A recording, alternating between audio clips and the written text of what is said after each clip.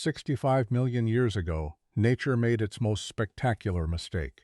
It built creatures so perfect, so terrifyingly efficient, that they dominated an entire planet for 160 million years. And then, in a geological blink, they were gone. We spent centuries digging up their bones.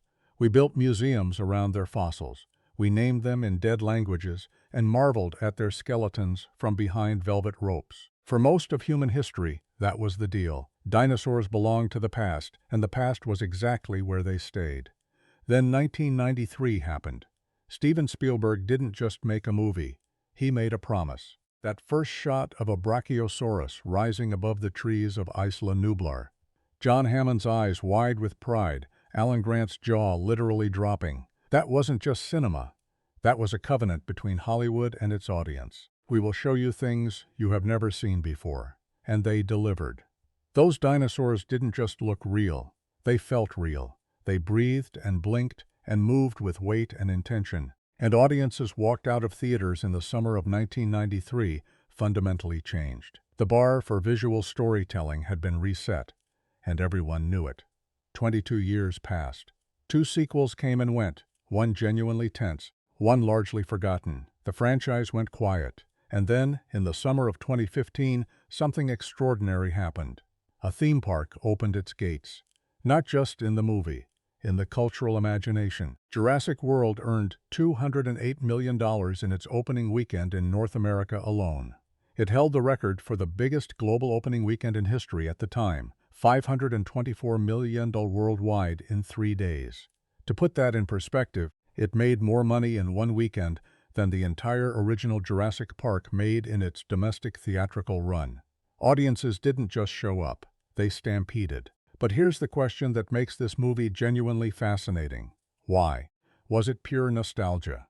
A desperate hunger for that original magic? Was it Chris Pratt riding a motorcycle alongside a pack of Velociraptors? And let's be honest, that image alone could sell tickets. Or was there something else going on? Something smarter, stranger, and more self-aware buried underneath all the spectacle and the roaring and the corporate logos. Because here's what I want to argue over the next hour or so. Jurassic World is not just a blockbuster sequel. It's a blockbuster about blockbusters. It's a film that looked directly into the mirror of franchise filmmaking, saw something troubling staring back, and then, in the most audacious move possible, decided to make that troubling reflection the movie itself. It is simultaneously a criticism of Hollywood's appetite for bigger, louder, more extreme entertainment, and the most gleaming, polished example of exactly that appetite. It roasts the machine while being the machine, and that tension, that fascinating, messy, sometimes clumsy, occasionally brilliant tension, that's what we're here to talk about. The world they built. Let's start with the park itself. Because before we can talk about what Jurassic World does thematically, or narratively, or cinematically, we have to appreciate the sheer ambition of the world Colin Trevorrow and his team constructed. The original Jurassic Park was a promise, a dream. John Hammond's grand vision. We spared no expense. That never actually came to fruition before everything went catastrophically wrong. We saw the blueprints, essentially, the half-finished wonder. Jurassic World shows us what happened when the dream actually worked. Isla Nublar, 22 years later, is extraordinary. There's a monorail. There are luxury hotels. There are resort pools where guests can watch Mosasaurus feeding shows. Imagine SeaWorld, except the animal in question is the size of a submarine and could swallow a great white shark whole. There are petting zoos where kids ride triceratops. There are holographic exhibits explaining the genetics behind the cloning process, narrated by an animated DNA strand that's clearly meant to appeal to the same children who'd beg their parents for dinosaur toys on the way out. The gift shops are fully stocked. The Margaritaville is open. Jimmy Buffett is playing. This is a real place, and it works, and it's genuinely magnificent. This is the first stroke of genius in the film.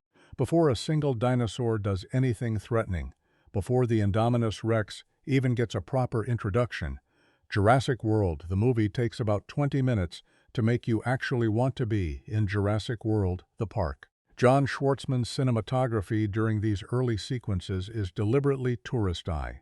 Wide, golden, sweeping vistas that frame the dinosaurs at a distance, the way you'd photograph them from a gyrosphere. The Brachiosaurus herds roaming the gyrosphere valley, the Ankylosaurus ambling past in the morning light, the Gallimimus moving in synchronized rippling formation across the grasslands. It's breathtaking. It's meant to be breathtaking. And it works. This matters for two reasons. The first is purely emotional. You need to love this place before you watch it fall apart. If the park feels like a hollow set, the destruction means nothing. But if Trevorrow makes you genuinely wish you had a ticket in your hand, and he does, then watching it go dark and dangerous carries real weight. The second reason is more conceptual, and this is where the film starts doing something clever. The park is too perfect. It's too polished, too corporate, too optimized. There's a scene early on where Claire Deering, the park's operations manager, gives a presentation to potential corporate sponsors from Verizon and Samsung and a half-dozen other real-world brands. She talks about the Indominus Rex, the park's new genetically engineered hybrid attraction, not in terms of scientific achievement or biological wonder, but in terms of sponsorship potential.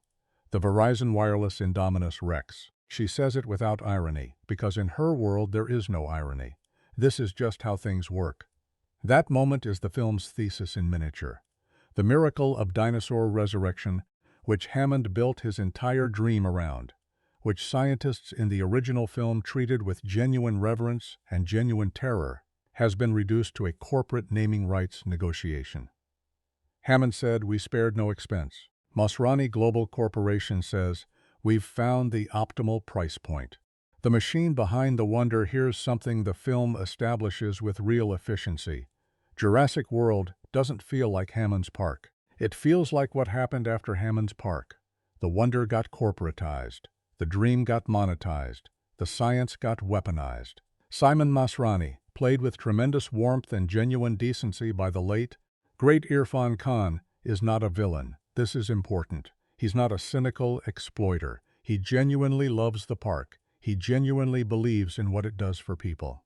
There's a beautiful moment early on, before everything goes wrong, where he's talking about what the park means to him, and Khan plays it with such open-faced sincerity that you actually believe this man. He's Hammond's heir, literally, since Masrani Global acquired InGen after Hammond's death, but he's also Hammond's spiritual successor. He wants people to feel wonder. But even Masrani is a product of the system. When Claire reports that visitor numbers are down, that the novelty of the existing dinosaurs has worn off, that people need something new, Masrani doesn't push back. He asks when the new attraction will be ready. When Owen Grady tells him the Indominus Rex is a dangerous mistake, a socially isolated predator with no behavioral conditioning and unknown genetic components, Masrani's instinct isn't to pause. It's to open on schedule. The park is a machine, and machines have momentum. This is the world that Zach and Gray Mitchell enter when they step off the monorail at the beginning of the film. Two brothers from suburban Madison, Wisconsin, the older one too cool for any of it, the younger one practically vibrating with excitement, visiting their Aunt Claire for the weekend. They're our audience surrogates, in a sense. Zach represents the jaded consumer. He's looking at his phone, he's thinking about girls, he's seen enough dinosaurs on screens that the real ones barely register. Gray represents the pure, uncynical wonder that the park was built to inspire. He's memorized every species, every statistic. He arrives ready to be amazed.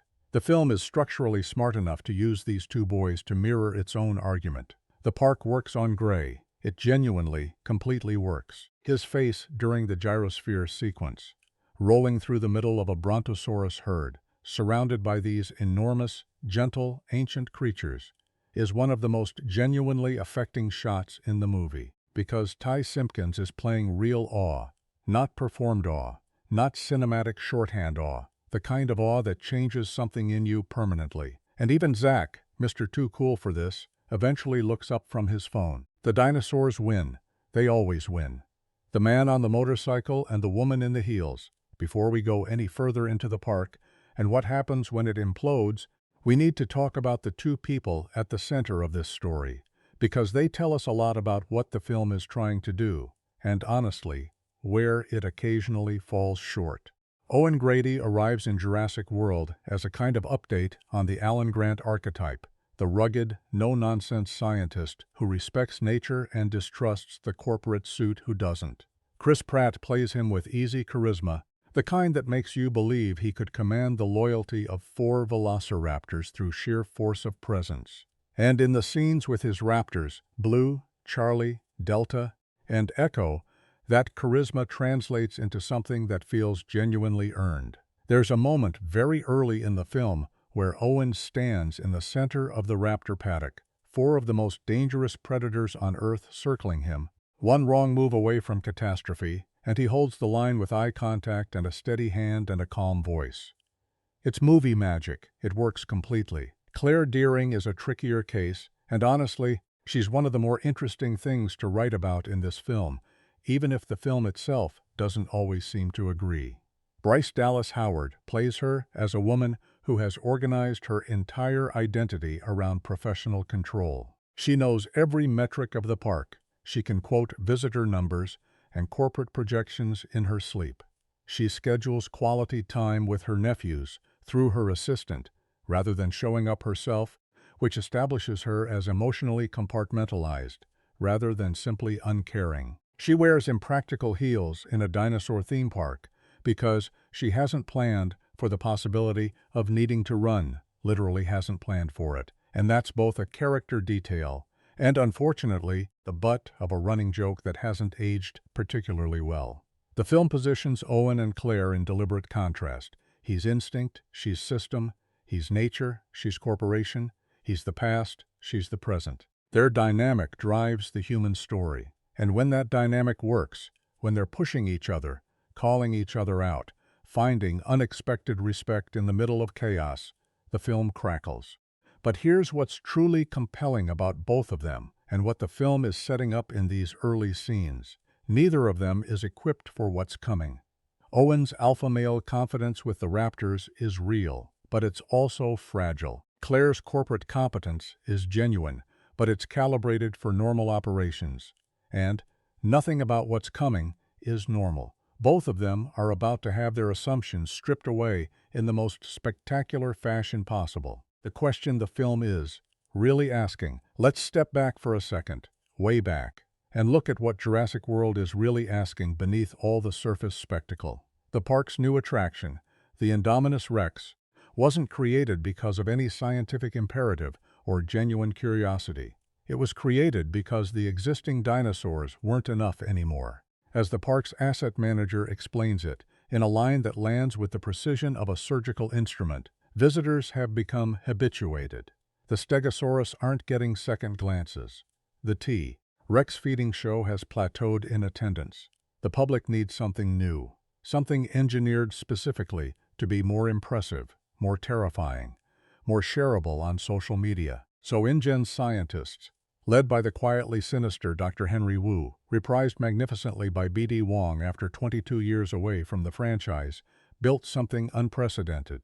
A transgenic dinosaur assembled from the genetic ingredients of multiple species, optimized for maximum impact. They didn't know exactly what they'd built because the recipe was partially classified. They didn't know what it was capable of because nothing like it had ever existed before. They created a monster because the market demanded one. Pause on that for a moment. Because that's not just the setup for a science fiction thriller. That's a description of how franchise filmmaking actually works. Studios don't make sequels because they have something new to say. They make them because audiences have become habituated to what already exists. The existing dinosaurs, the established characters, the familiar settings, the proven formulas, aren't enough anymore. You need something bigger, louder, engineered for maximum impact. A hybrid of everything that's worked before, assembled into something new, and released before anyone fully understands what they've built. The Indominus Rex is the movie sequel, and Jurassic World is the movie that's admitting it. That's what makes this film worth spending real time with. Not the spectacle, though the spectacle is frequently excellent. Not the action, though some of it is genuinely thrilling. It's that underneath all of that, Buried in the corporate machinery and the monster design and the raptor training sequences, there's a film that's asking a genuine question about what we do to beautiful things when we need them to keep making money. John Hammond spared no expense. Masrani Global spared no expense either. But they weren't paying for the same thing. Hammond was paying for wonder. Masrani was paying for returns. And the difference between those two motivations is exactly 22 years and one very angry, very intelligent, very lonely hybrid dinosaur. Welcome to Jurassic World. Please keep your arms and legs inside the vehicle at all times. There's a shot about 12 minutes into Jurassic World that tells you everything you need to know about where this story is headed. Claire Dearing stands in the Jurassic World control room, a gleaming, high-tech nerve center that looks like something between NASA's Mission Control and a Silicon Valley startup's dream office. And she's running through operational metrics with the calm efficiency of someone who has never once considered that the system might fail. Screens glow around her.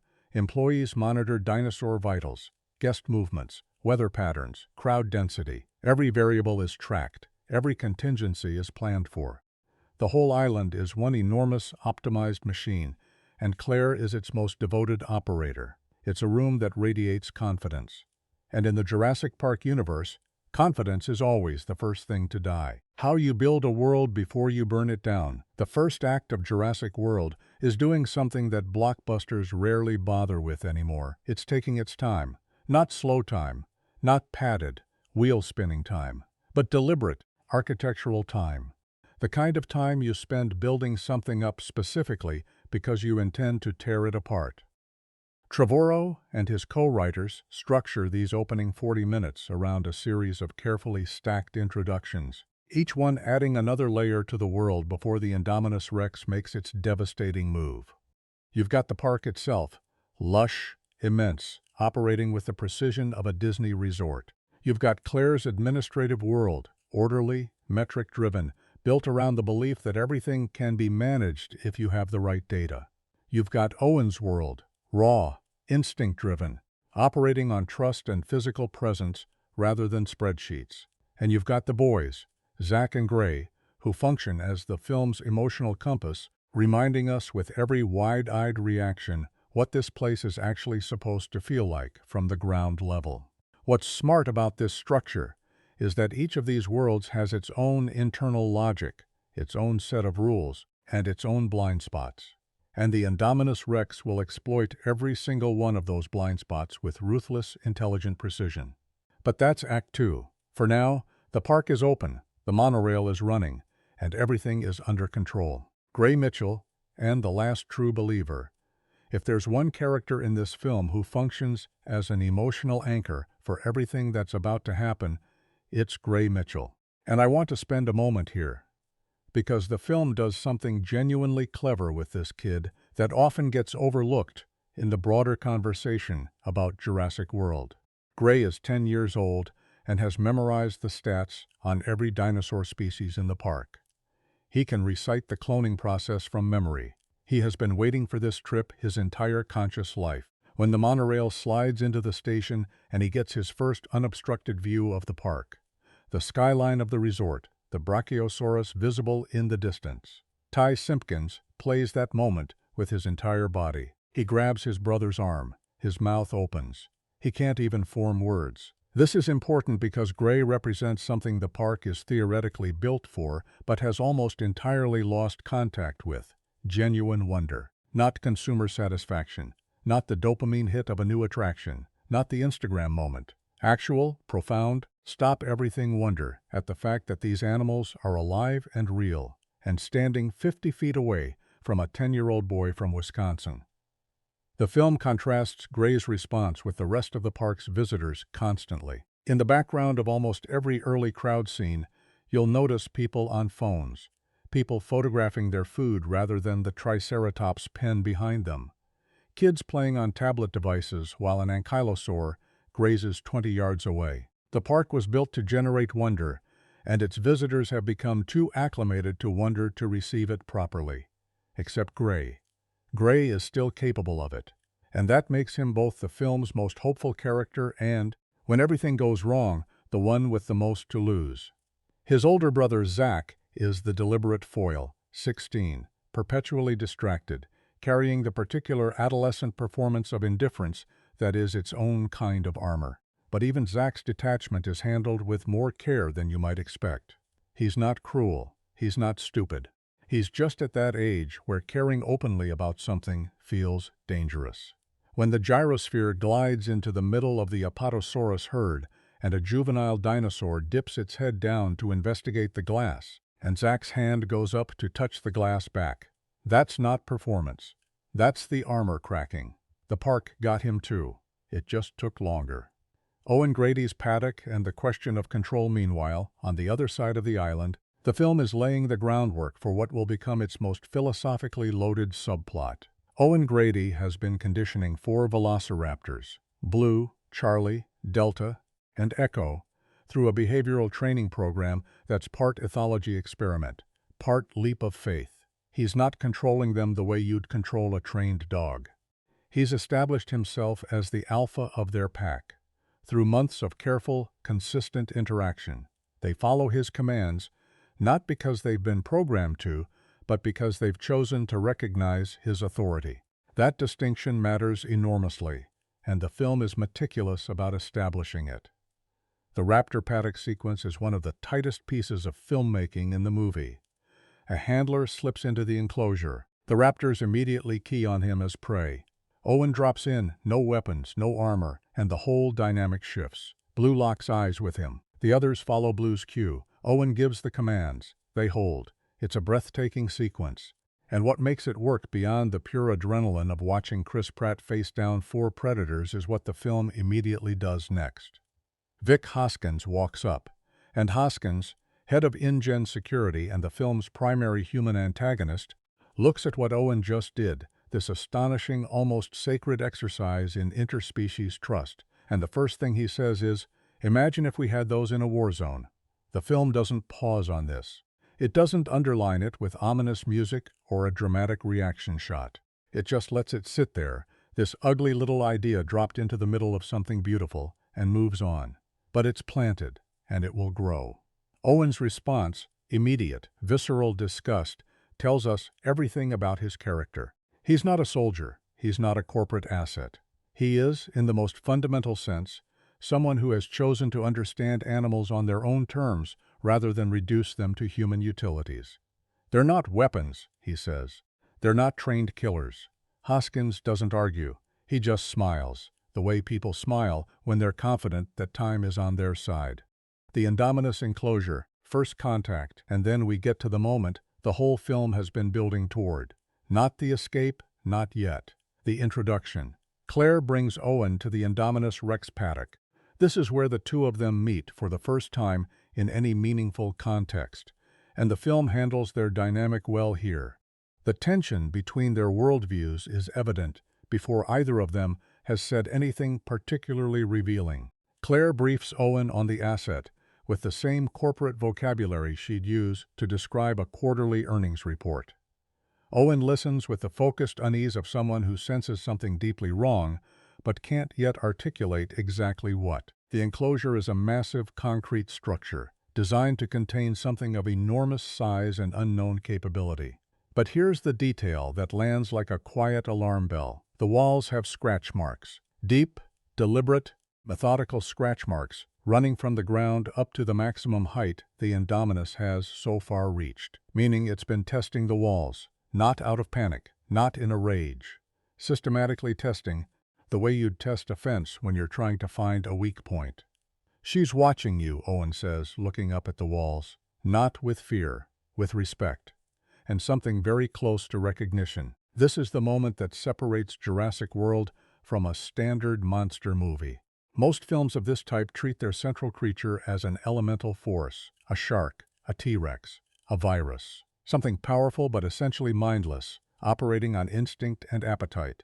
The Indominus Rex is different. From this very first scene, before we've ever seen her, before she's done anything, the film establishes her as something with intelligence. Not just animal intelligence, strategic intelligence. She is, in a very real sense, The most dangerous thing on this island precisely because she's thinking. The specifics of her genetic composition are revealed in fragments throughout the film, but the core of it is this. Dr. Henry Wu didn't just use dinosaur DNA. He spliced in sequences from tree frogs, thermal camouflage, cuttlefish, adaptive pigmentation, and multiple predatory species for enhanced hunting capability. He built her from pieces of other things, none of which were meant to coexist in a single organism. He gave her capabilities that are individually extraordinary and collectively unprecedented. And because the recipe was partially classified, even from the park's own operational staff, nobody fully knows what she can do until she does it. That's the horror underneath the monster movie. Not the creature itself, but the ignorance surrounding it. They built something they didn't fully understand and put it in a cage and called it ready. The hubris isn't dramatic or theatrical, it's bureaucratic. It's a sign-off on a form before all the data is in, because the opening date has been set and the marketing campaign is already running. The false escape and the real one the film engineers its Act 1 climax with impressive efficiency. Owen and Claire are standing at the Indominus enclosure with two handlers when the thermal readings show the creature may have already escaped. The enclosure appears empty. Someone has to go in and check. Owen goes in. What follows is a masterclass in how to generate dread without showing your monster. You know the Indominus is intelligent. You know she can camouflage. You know the enclosure is enormous. And you know, because the film has been telling you for 20 minutes, that she's been watching and waiting and thinking. So when Owen walks into what should be an empty paddock, the tension isn't where is the dinosaur. It's she knows exactly where he is, and he doesn't know where she is. And she gets to choose when this ends. She chooses quickly. The thermal reading was a misdirection.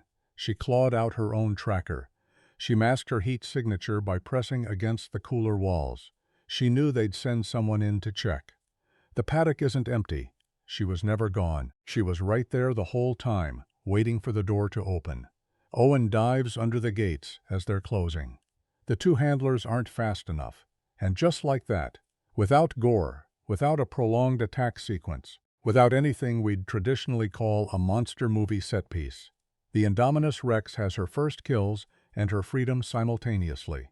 The escape itself takes less than 90 seconds of screen time, which is exactly right. Because the escape isn't the point. The point is everything that led to it. The overconfidence, the incomplete information, the bureaucratic momentum that kept the opening on schedule. The monster didn't break out. She was let out. And the film is unambiguous about that. Claire's choice and Masrani's mistake the moment after the escape is when we start to see what Claire Deering is actually made of. And it's more complicated than the film's surface-level characterization sometimes suggests. Her instinct is to contain, to manage, to run the problem through the park's established crisis protocols. She orders the northern sectors evacuated. She coordinates with asset containment. She's on the radio, on the phone, in the control room simultaneously, functioning exactly as designed. The system is engaged. The machine is responding. But Owen is already telling her the machine isn't going to be enough. This animal is different. The containment protocols were written for creatures that operate predictably.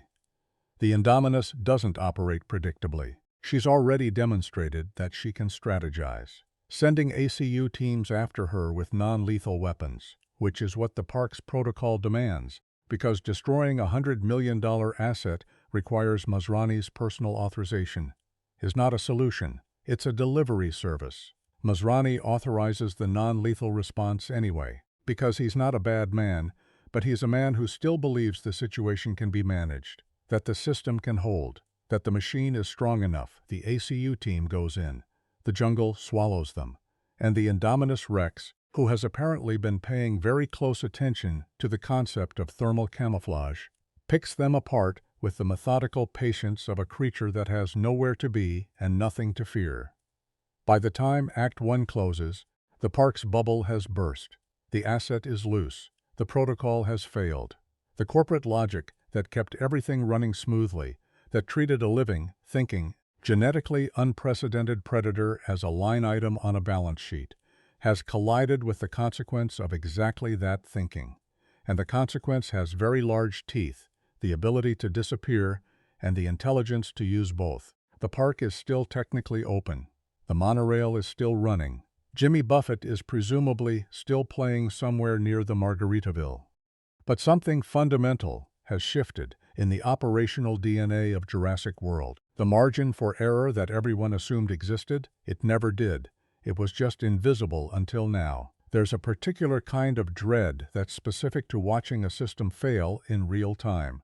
Not the sudden catastrophic collapse, the explosion, the crash, the single dramatic moment of rupture, but the slower, more nauseating experience of watching competent people make reasonable decisions that are completely, irreversibly wrong. One after another. Each one logical given the information available. Each one bringing the whole structure closer to the point of no return. That's what Jurassic World's second act is. A masterclass in cascading failure. The island splits the film's Act 2, operates on 3 simultaneous tracks, and the editing, credited to Kevin Stitt, keeps them in productive tension without ever letting one overwhelm the others for too long.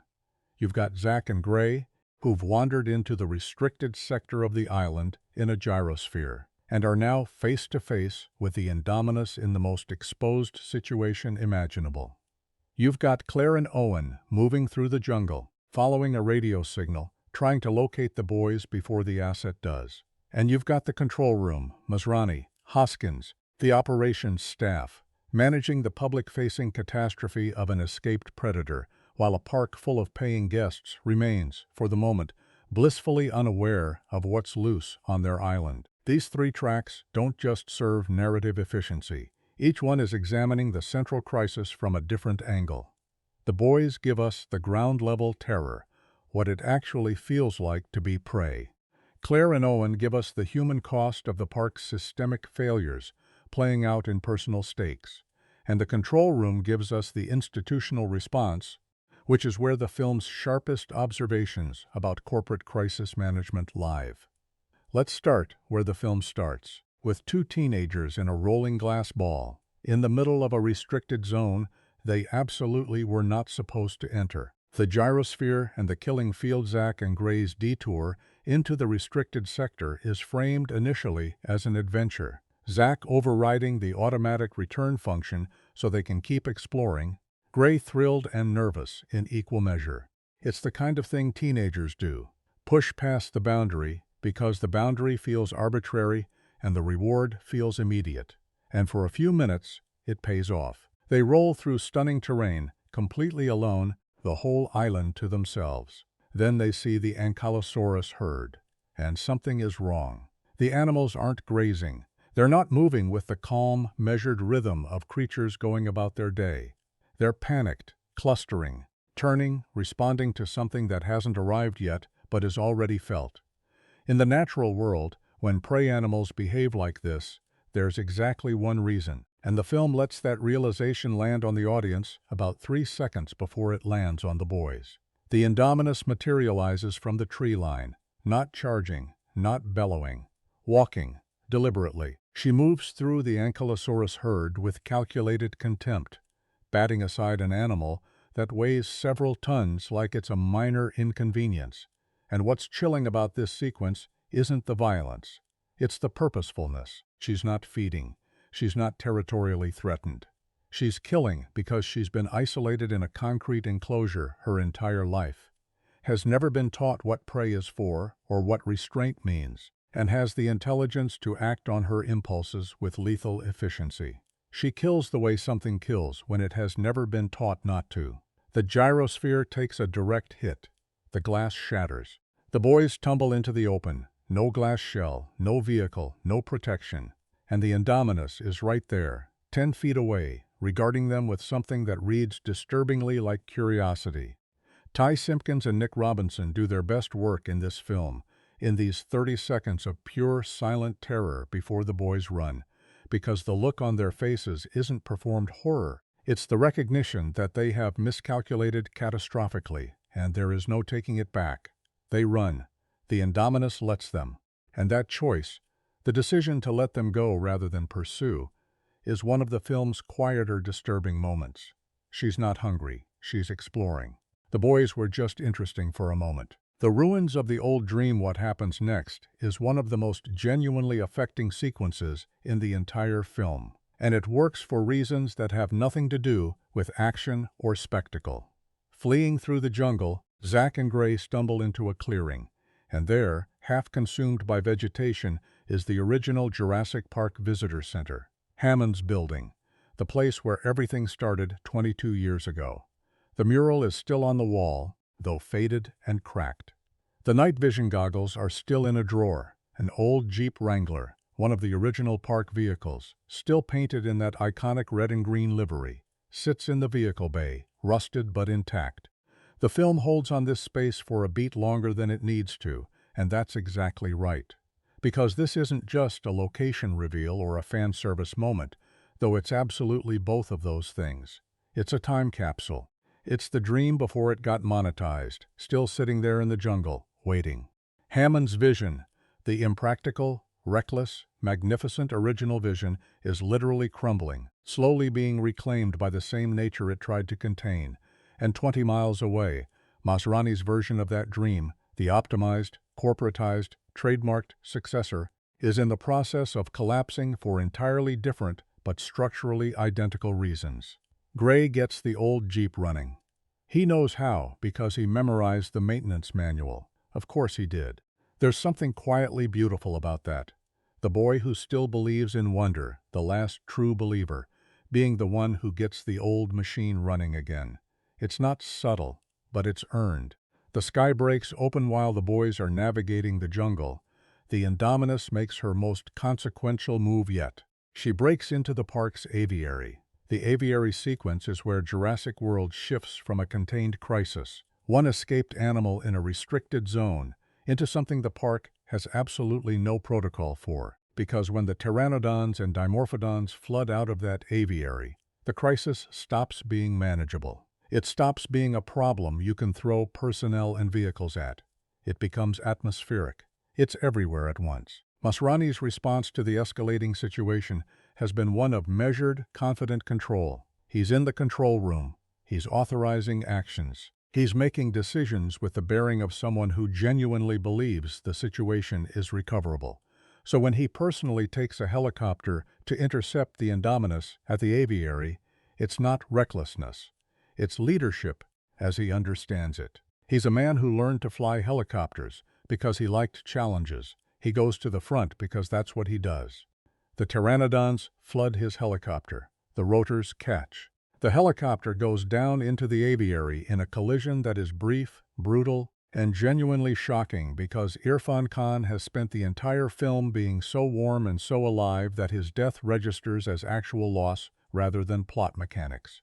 Masrani dies trying to fix a problem that his own optimism helped create. He is a good man destroyed by a system that his goodness was never quite equipped to interrogate. Then the flying dinosaurs are loose above the resort, and the film unleashes its most chaotic sequence. Main Street under attack. The pterosaur attack on the resort's Main Street is Jurassic World at its most viscerally effective, and also, in retrospect, most strategically revealing. Because look at what's happening in that sequence. Thousands of park guests, people who came here voluntarily, paid handsomely for the experience, stood in line for the privilege of seeing these animals from a safe distance, are suddenly experiencing what it actually means to share space with prehistoric predators without the barrier of glass and concrete and carefully managed feeding schedules. The sequence is chaotic and terrifying and shot with the kind of ground-level immediacy that makes it feel genuinely dangerous rather than choreographed. Dimorphodons dive into crowds. Pteranodons carry people into the air. Zara, Claire's assistant, who has been doing her level best to wrangle two teenagers in a theme park the size of a small city, gets plucked from the ground by multiple pterosaurs in a sequence that escalates with almost operatic cruelty, culminating in the Mosasaurus pulling her and the last pterosaur underwater in one enormous, indifferent gulp. Trevorrow has talked about wanting Zara's death to feel shocking specifically because she didn't deserve it. She's not a villain. She didn't make any catastrophic decisions. She was just doing her job, and the system she worked for failed her completely. That's a different kind of horror than the monster movie typically deals in. It's the horror of collateral damage, of being in the wrong place inside a system that was making wrong choices long before you arrived. Hoskins takes the wheel in the power vacuum created by Masrani's death. Vic Hoskins moves with the efficiency of someone who has been waiting for exactly this moment. He assumes command of InGen security. He issues orders. And the orders are exactly what you'd expect from a man who looked at Owen's Raptor training program and saw weaponizable assets, rather than a breakthrough in interspecies understanding. He wants to deploy the Raptors, use them to track the Indominus. Let them do what he's always believed they were built for, serve as instruments of directed violence in a human military framework. Vincent D'Onofrio plays Hoskins with a very specific and very effective kind of menace.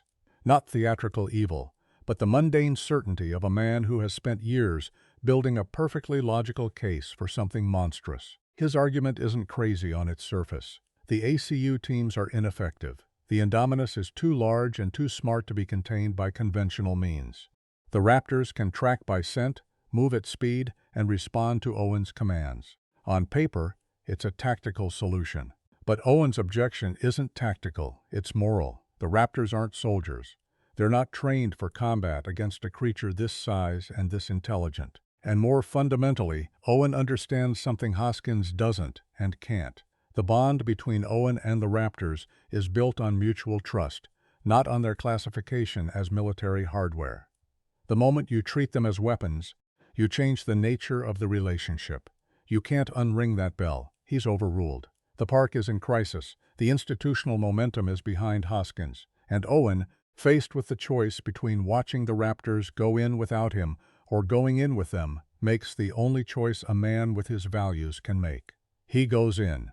The Raptor hunt and the revelation the Raptor hunt sequence through the jungle at night is genuinely tense filmmaking, and it earns its tension through specificity.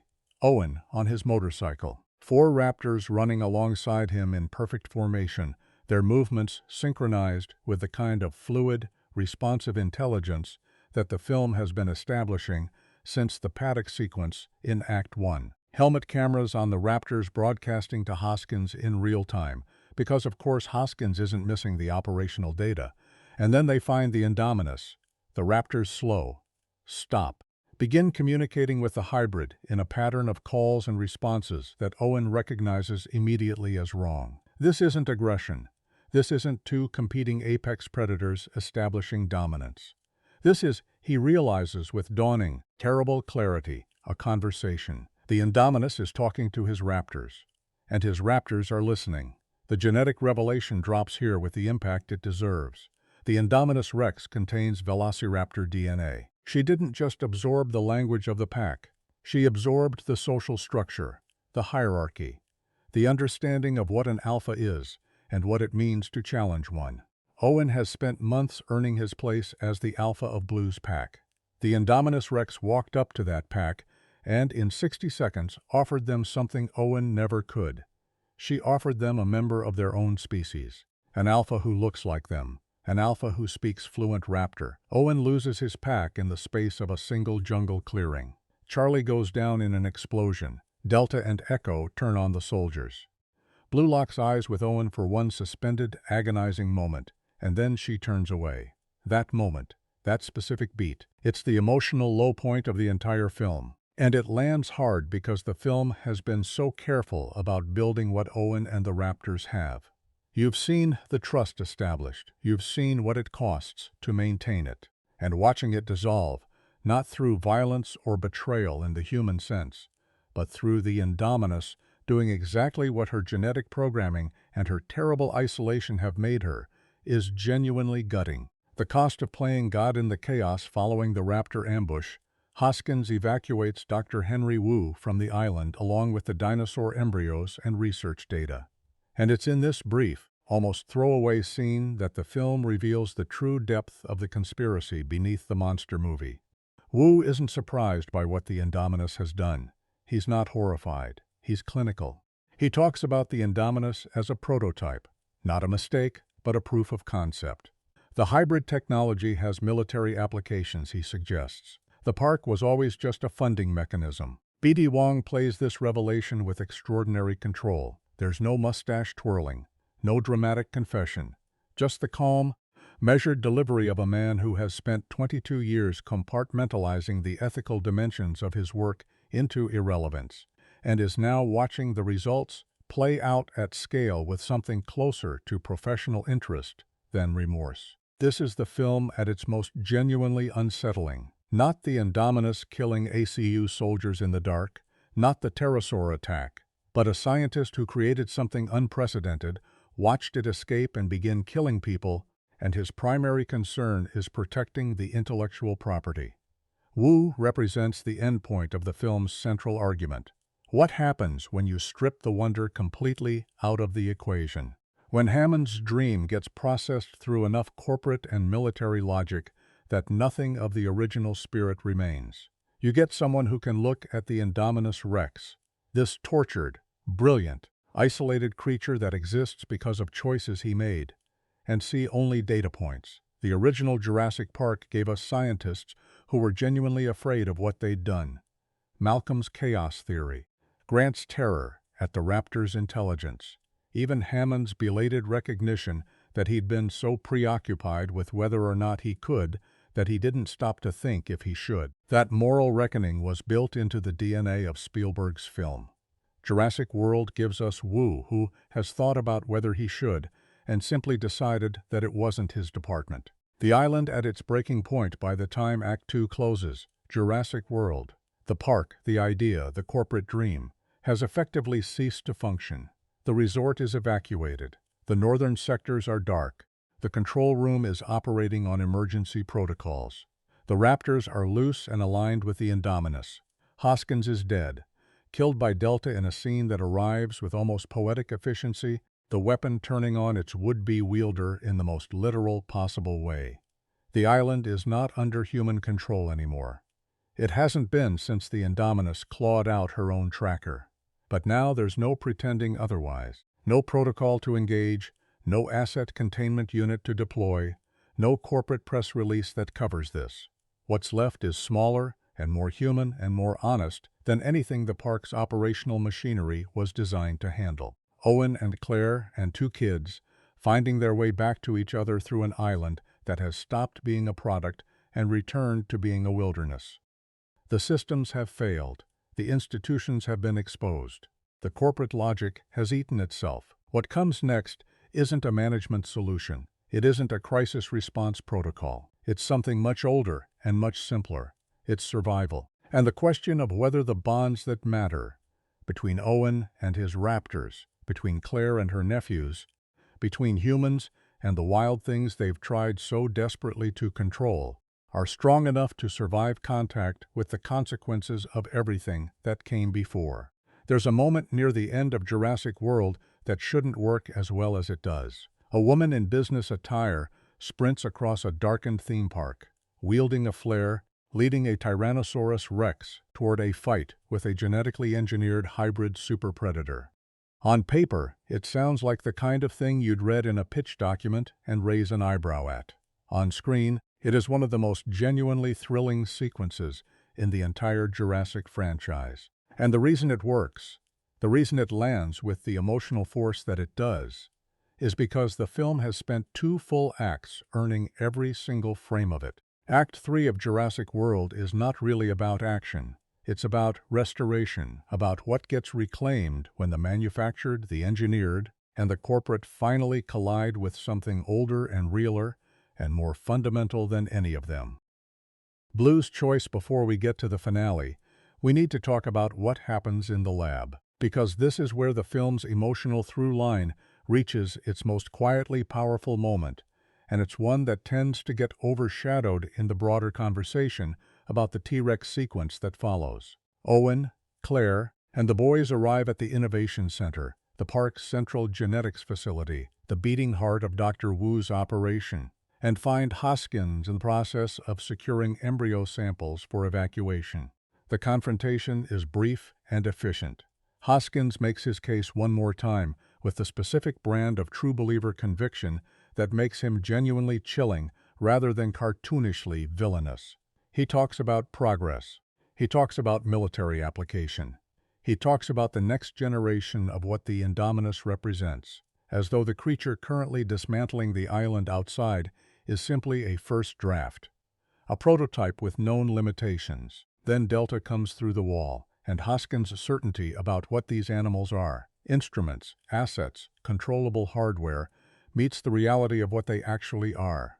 Predators, apex, uninterested in the frameworks humans build around them. His death is quick. The film doesn't linger on it. It doesn't need to. The point is made with absolute economy. The man who spent the entire film trying to reduce living creatures to their military utility is killed by one of those creatures before he can evacuate the consequence of his thinking. And then Owen steps outside to find his raptors. What's left of them? Blue is alive. She's standing in the darkness outside the Innovation Center, bloodied, her posture uncertain, which is to say, uncertain in a way that raptors simply don't present as a baseline. Owen approaches. No commands, no hand signals, just presence. He moves slowly, the way he moved in the paddock during that very first scene, and he talks to her the way you talk to something you've invested in and almost lost.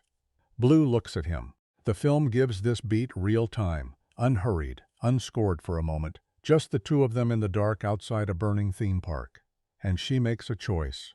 Not because she's been commanded to. Not because the Indominus is giving her a counter-order. Because the bond that Owen built over months of patient, respectful, consistent interaction is still there underneath everything the Indominus offered. It was never gone. It was just competing with something powerful. This is the film's most honest emotional moment, because it doesn't pretend the bond is unconditional or unbreakable. It acknowledges that Blue turned away. It sits with that, and then it shows us, without sentimentality, without a swelling music cue doing the emotional heavy lifting, that trust, real trust, built through real effort, can survive a rupture. Not easily, not cheaply, but it can survive. Blue comes back to Owen's side, and the two of them go to find the Indominus.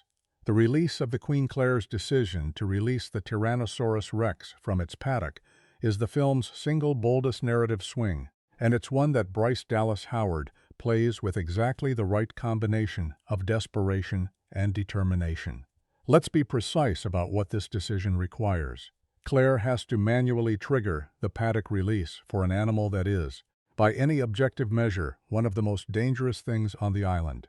She has to lure it, on foot, in the open, with a flare, toward the Indominus. She has to trust that the T-Rex's territorial aggression will override its interest in the much more accessible human running directly in front of it.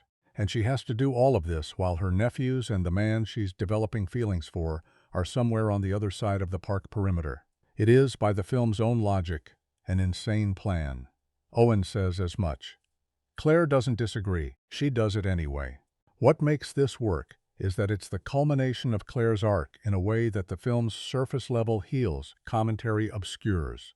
This is not a woman being rescued. This is a woman who has spent the entire film operating within systems, corporate protocols, management hierarchies, operational procedures, watching those systems fail catastrophically, and arriving at the recognition that the only move left is the one no system would sanction.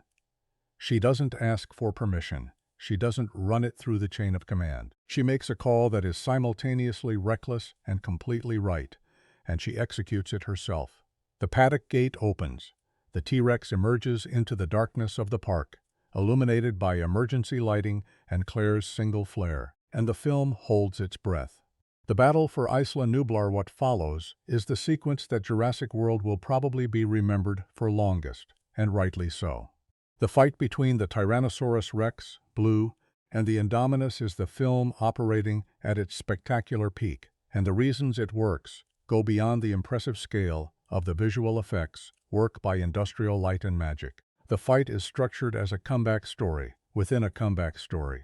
The T-Rex, this animal that has been in the franchise since the beginning, that has been a symbol of primal, unchallengeable power since Spielberg's original film, is, initially, losing. The Indominus is larger, faster, and benefits from her hybrid genetics in ways that make a straight power contest unequal. She drives the T-Rex back. She has her pinned. This matters narratively because it establishes something important. The Indominus isn't just a gimmick. She is genuinely, objectively dangerous in a way that can't be solved by simply releasing a bigger animal at her. The film respects its own monster enough not to make the final battle a foregone conclusion. Then Blue hits the Indominus from the flank. It's a single raptor, smaller than either of the animals already fighting. But the intervention shifts the geometry of the fight in a way that the Indominus can't compensate for. Blue is fast and precise, and she knows exactly where to be. She's been trained by someone who understands how a pack works, and she brings that training to bear in the most consequential moment possible. The Indominus is distracted. The T-Rex recovers. Together, they drive the Indominus to the edge of the Mosasaurus lagoon. And then the lagoon solves the problem in the most emphatic way available to it.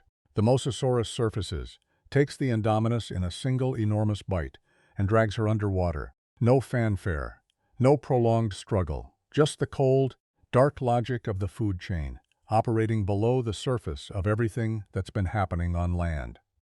The largest aquatic predator in the park, the one that's been doing feeding, shows for tourists, splashing them from a calculated distance, performing on schedule, decides that a large animal at the edge of its lagoon is an opportunity. That's all. Opportunity taken. There's something darkly funny about this if you're paying attention. The Mosasaurus, which has spent the entire film as a ticketed attraction, ends the crisis with complete indifference to everything that preceded it. It didn't care about Owen's raptor bond or Claire's corporate protocols or Hoskins' military ambitions or the Indominus's genetic superiority. It was hungry. Problem solved. What the T-Rex means, but let's linger on the T-Rex for a moment, because the film is doing something specific with her that deserves examination. This is not a generic dinosaur. This is the Tyrannosaurus Rex from the original Jurassic Park. The same animal that broke through the fence during the storm, that saved Grant and the children in the visitor center, that Ian Malcolm watched from the back of a speeding Jeep with barely concealed terror. The film makes this explicit through production details.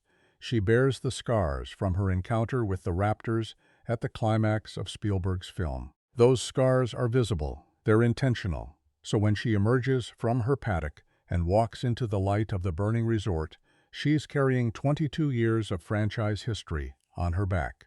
She is, in the most literal sense, the original, the thing that started all of this, and the Indominus Rex, the engineered hybrid, the manufactured attraction, the thing built to replace the wonder of what already existed, goes down to her. This is the film's thesis made flesh. You can engineer something faster, smarter, and more complex than what came before.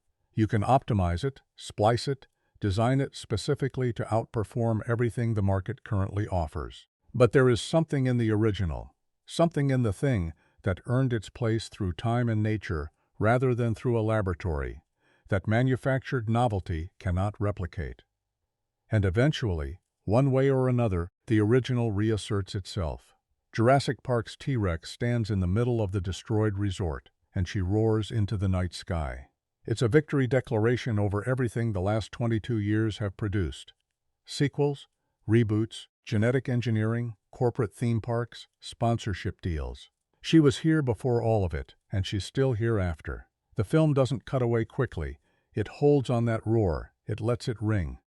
The quieter ending after the spectacle, Jurassic World does something that blockbusters of its size rarely bother with.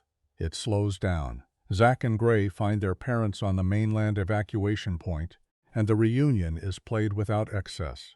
The boys' parents, who've been barely sketched figures orbiting the story's edges, embrace their children with the kind of quiet relief that doesn't need orchestration.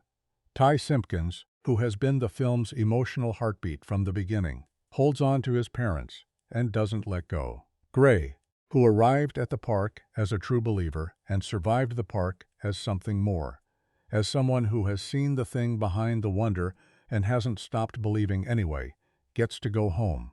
Owen and Blue share a final moment that the film treats with the restraint it deserves.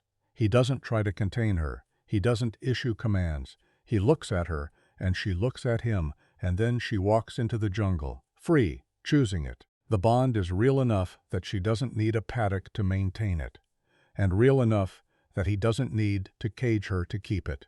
That's the difference between what Owen built and what Hoskins wanted. Owen built something that could walk away and still be connected. Hoskins wanted something that couldn't walk away at all. Owen and Claire stand together in what remains of the resort. The park is over. The island is dark. Whatever comes next, it won't look anything like what came before. And the film is honest about that. It doesn't give them a clean resolution or a triumphant declaration. Just two people, standing in the wreckage of someone else's dream, figuring out what the next step looks like. The final shot returns to the T-Rex. She stands on the clifftop, looking out over the island that is once again hers. Not a park, not a product, not an attraction, just an island and a predator, and the long, indifferent continuity of nature reasserting itself over everything humans built on top of it. The gates are open, the lights are off. Jurassic World is closed. Isla Nublar belongs to the dinosaurs again. Every great monster movie understands something that lesser ones forget. The monster is only as frightening as the humans surrounding it are compelling. If you don't care about the people running, the thing chasing them is just special effects. Jurassic World grasps this principle with varying degrees of success across its ensemble. Some characters are layered and surprising, others are functional and thin, and one of them isn't human at all, yet manages to be the most psychologically interesting figure in the entire film. Let's take them apart, one by one. Owen Grady, the man who thinks he understands Chris Pratt, arrived at Jurassic World fresh off Guardians of the Galaxy, carrying a specific kind of cultural momentum, the lovable, slightly roguish everyman who turns out to be exactly the hero the situation requires. And Trevorrow leans into that archetype deliberately, building Owen Grady as a character who exists in the tradition of the Spielbergian action hero, physically capable, instinct-driven, skeptical of authority, and possessed of a moral clarity that the institutional figures around him conspicuously lack. All of that is true of Owen, and it's also, if you look carefully, a partial reading of who he actually is. Here's what the film establishes about Owen Grady in its first 20 minutes. He lives in a trailer on the edge of the raptor paddock. He builds motorcycles. He cooks eggs on a single-burner camp stove. He has no apparent professional ambitions beyond the work in front of him. He relates to animals more fluidly than he relates to humans, and his relationships with humans are characterized by a directness that reads as confidence, but occasionally tips into something more defensive. When Claire arrives to ask him to evaluate the Indominus enclosure, their interaction has the specific texture of two people who had something real and ended it badly, and Owen's humor, his easy deflections, his performative nonchalance, are doing a lot of emotional work. What the film is quietly sketching, underneath the alpha male charisma, is a man who has found the one context in which he feels genuinely competent and has structured his entire life around remaining inside it. Owen understands raptors. He understands predator behavior, pack dynamics, the language of trust and dominance in animals that operate by rules he can read.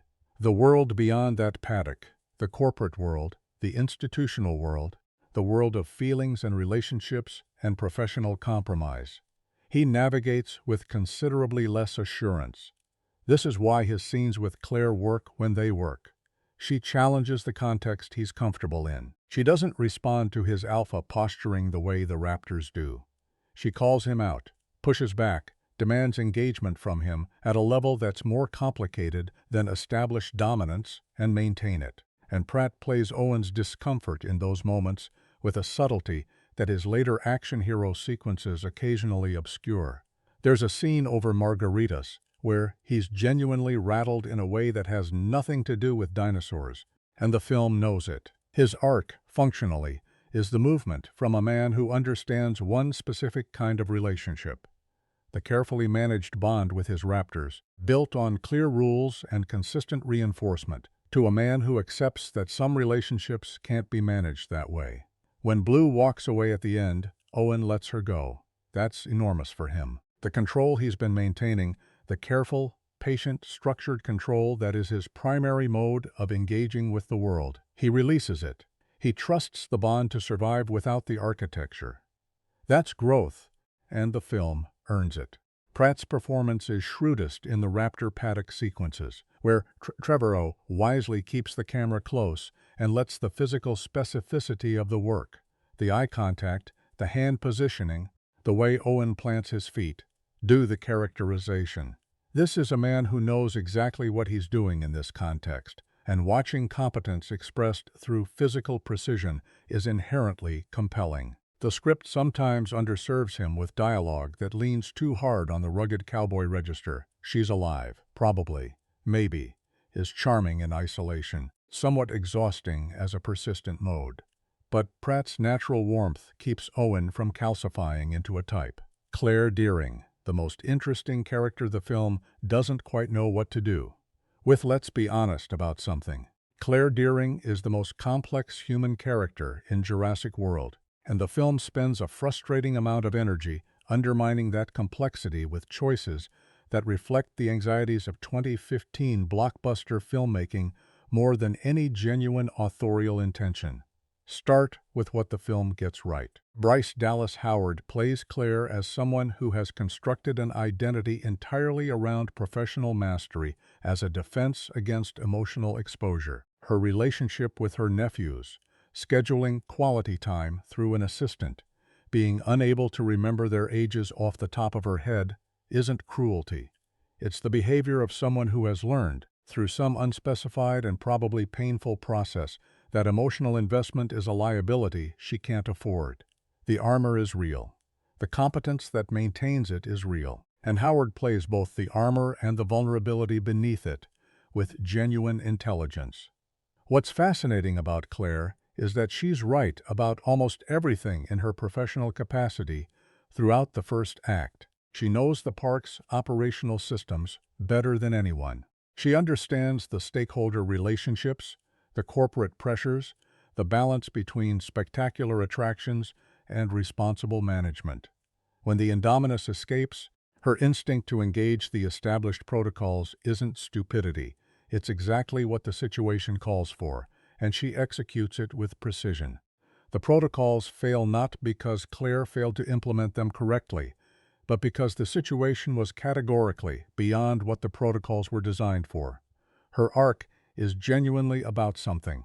The recognition that the management framework she's built her identity around has limits, and that operating beyond those limits requires a different kind of intelligence. Instinctual, relational, willing to act without complete information. The moment she releases the T-Rex is the culmination of that arc. It's the most un-Claire thing she could possibly do by the standards of the Claire we meet in the first act. And it works, which is the film's way of saying that her growth is real and her new mode of operating is valid. Here's where the film lets her down: the heels, the constant running commentary on the heels. Owen mentions them. The film frames them. The jungle sequences keep cutting to her feet in a way that codes her impracticality as character flaw rather than simply wardrobe choice. By the time she's running alongside a Tyrannosaurus Rex in stilettos, the film has made the heels into a shorthand for something about Claire's relationship to reality that it hasn't actually earned dramatically. And the suggestion, present in the text, undeniable, that Claire needs to be loosened up by a man who lives in a trailer and cooks eggs on a camp stove in order to become a complete person, does a disservice to a character who was already complete. Different, constrained, armored, but complete. Howard has spoken in interviews about how she deliberately chose to keep the heels, viewing them as an act of defiance, a refusal to let the film strip Claire of her visual identity as part of the character transformation narrative. That reading is more interesting than the film's own, because Howard's Claire, in those moments where the script gets out of the way, is already doing the work. The heels are armor. The corporate precision is armor, and armor isn't weakness. It's a choice made for reasons that deserve respect, even when they deserve examination. What Jurassic World gets permanently right about Claire, the moment she looks at the dying Apatosaurus in the jungle clearing. This sequence, quiet, unhurried, scored with Michael Giacchino's most restrained writing, shows us Claire stripped of every system she'd normally use to process a situation like this. There's no protocol for sitting with a dying animal. There's no operational response. She just kneels and places her hand on the creature's flank and stays there. Howard plays it without performance, and in that single scene, the film earns everything it's trying to say about who Claire is becoming. The Indominus Rex. The most compelling character in the film. This is not a joke. The Indominus Rex is the most psychologically interesting entity in Jurassic World, and treating her as a simple monster is the biggest misreading the film invites. Consider what we know about her before she kills anyone. She was raised in isolation. Her paddock was a concrete enclosure with no environmental enrichment, no social contact, no behavioral conditioning toward anything other than the walls around her. She has never interacted with members of her own species because there is no member of her own species. She is, literally and completely, the only one of her kind in the history of life on Earth. She has a combination of genetic material that has never existed in combination before, which means she has capabilities she is discovering in real time, including capabilities that even Dr. Wu didn't fully anticipate. She clawed the walls of her enclosure not from distress but from curiosity. She was measuring, she was testing, she was doing, with her body and the concrete and the available space, what any intelligent creature does when confined. She was learning the dimensions of her prison. And when the opportunity came, when Owen walked into the paddock and the gates opened, she was ready because she'd been preparing for the opportunity without knowing exactly when it would arrive. This is not the behavior of a monster. This is the behavior of an extraordinarily intelligent creature responding rationally to the conditions of its captivity. The Indominus doesn't kill because she is evil. She kills because she was never taught what killing means within a social context, because isolation removed any possibility of learning behavioral norms from others of her kind, and because her genetic profile gives her capabilities that make restraint, in the absence of conditioning, essentially impossible. She is, in the film's most uncomfortable implication, a victim of exactly the same corporate logic that created her. Dr. Wu built her for impact. The park built her enclosure for containment. Nobody built anything for her flourishing, because her flourishing was never the point. She existed to be impressive. And the tragedy of the Indominus, and it is a tragedy, even within a monster movie, is that she is impressive in ways her creators never anticipated, expressing capabilities they never planned for, in directions that serve only herself, because no one ever gave her a reason to serve anything else. The moment she communicates with Owen's raptors is the film's most genuinely chilling beat, not because it escalates the threat level, but because it reveals something about the Indominus that recontextualizes everything preceding it. She wasn't just running. She was looking for something. She found it in the raptors, creatures she recognized as kin at a genetic level, creatures whose social structure she could read and enter and redirect. She wasn't destroying the raptor pack's bond with Owen. She was offering an alternative bond, one built on species recognition rather than interspecies trust. That she loses, that Blue ultimately chooses Owen over her, is the film's most poignant beat if you're watching the Indominus rather than cheering for Owen. Because it means the only connection she found, the only moment of genuine recognition in her entire brief existence, was taken from her by the pull of a bond she couldn't offer.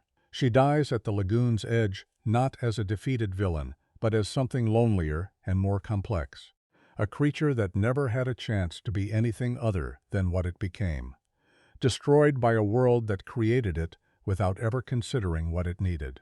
Vic Hoskins, the banality of military logic Vincent D'Onofrio, has spent a career playing characters who are absolutely certain they are right, and that certainty is both their defining quality and their fatal flaw. Hoskins is no exception, but what distinguishes him from a standard thriller antagonist is how reasonable his position sounds in the abstract. He's not wrong that the Indominus crisis exposes the limits of conventional security response.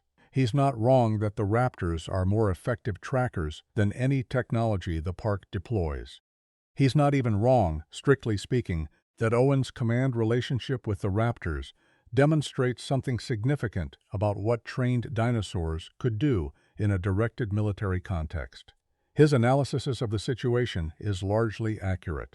His failure is a failure of category. He looks at Owen's raptors and sees capability without seeing relationship. He sees what the raptors can do in service of a tactical objective and systematically excludes from his analysis everything that makes that capability possible. The months of patient trust building, the specific and irreplaceable bond between Owen and Blue's pack, the fact that these animals are following Owen because they chose to, not because they've been programmed to. Strip the relationship, and you don't have a weapon. You have 4 very fast, very smart predators, with no reason to distinguish between the enemy and the person giving orders. D'Onofrio plays Hoskins as a man who has spent his career converting organic complexity into operational simplicity, and who has been so successful at that conversion that he's lost the ability to recognize when complexity resists it. He's not cruel in the theatrical sense. He's not sadistic. He's something more specifically dangerous. A technocrat who has confused his framework for reality. His death by Delta is the film's tidiest piece of thematic justice. Not because the animal killed the villain, which would be cheap, but because the animal killed the man who believed it was a tool. The tool reasserted its nature. The lesson, expressed in about 4 seconds of screen time, required no dialogue. Simon Masrani. The dreamer who couldn't stop the machine Irfan Khan brought something to Simon Masrani that the script, by itself, might not have fully earned. Genuine warmth that reads as authentic rather than performed. And that warmth is what makes Masrani function as the film's moral center in a way that initially seems counterintuitive, given that he's the CEO of the company responsible for everything that goes wrong. Masrani is Hammond's successor in spirit as well as in legal ownership. He believes in the park.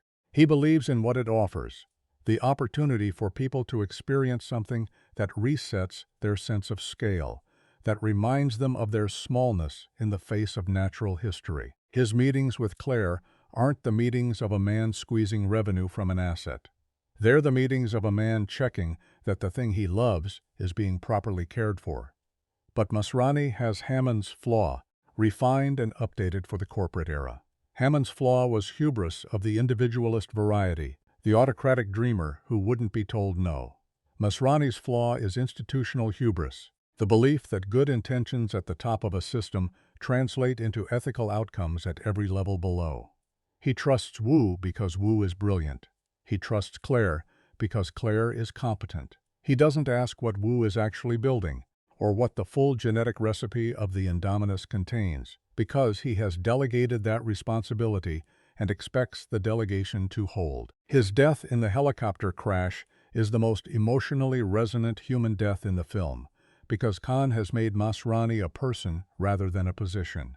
You feel the loss of him specifically, not just the loss of a plot function, but the loss of the particular human being he was. And the irony is precise. He dies trying to personally intervene in a crisis that his institutional trust allowed to develop. The dreamer and the consequence of his dream, meeting in the middle of an aviary. Dr. Henry Wu.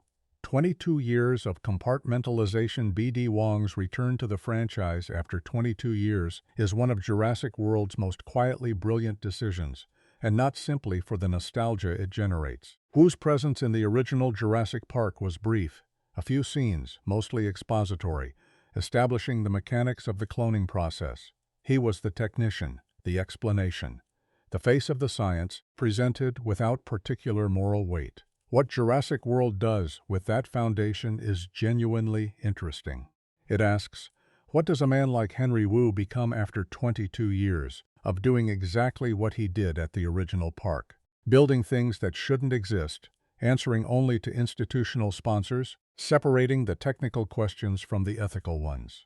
The answer is a man who has refined compartmentalization into an art form. Who can look at the Indominus Rex, a creature he assembled from genetic components with the awareness that he was building something potentially uncontrollable, and discuss it in the language of intellectual property and research continuity. Wong plays Wu with a stillness that's almost eerie. He doesn't perform villainy. He performs professionalism. Every line, every gesture is calibrated and controlled.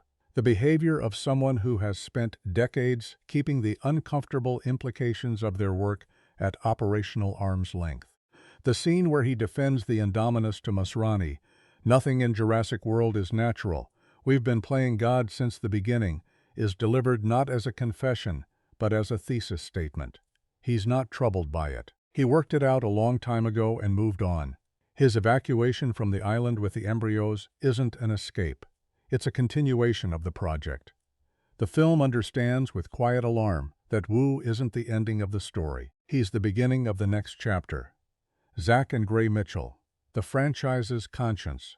It would be easy to dismiss Zack and Gray as narrative devices, the children in peril who generate stakes for the adult characters around them. And at their thinnest, that's what they are. But at their best, particularly in Gray's case, they're carrying the film's emotional argument in ways the adult characters are too armored to manage. Gray's function as the last true believer has been discussed in earlier segments, but it's worth examining what the film does to that belief by the end. Gray arrives at Jurassic World with unbounded, encyclopedic enthusiasm for everything the park represents. He leaves having been hunted by the park's newest attraction, having watched the park's infrastructure collapse around him, having survived things that would damage most adults permanently. And at the evacuation point, reunited with his parents, what he says to his brother is, "What do we do now?" Not, "I never want to see a dinosaur again." Not a repudiation of the wonder. Just the question of what comes next, asked by someone who has been through something enormous and is already thinking forward. Gray's belief survives contact with the reality behind it. That's not naivety. That's resilience of a specific and valuable kind. The ability to hold wonder and damage simultaneously without letting one cancel the other. Zack's arc is smaller, but similarly honest. His teenage armor, the performed indifference, the perpetual phone distraction, comes off in the jungle, not through a dramatic speech or a moment of forced growth, but through the simple, physical reality of being in danger with his brother. What he reveals under the armor is protective instinct and practical competence. He gets the old Jeep running alongside Gray. He makes the decisions that need to be made without paralysis. He is, when the situation actually requires him to be present, completely present. The armor was always a choice, not a permanent condition. Nick Robinson and Ty Simpkins are doing real work in these roles, and the film trusts them with moments, particularly the visitor center sequence and the gyrosphere attack, that require genuine physical and emotional commitment rather than simply reacting to CGI in a convincing manner.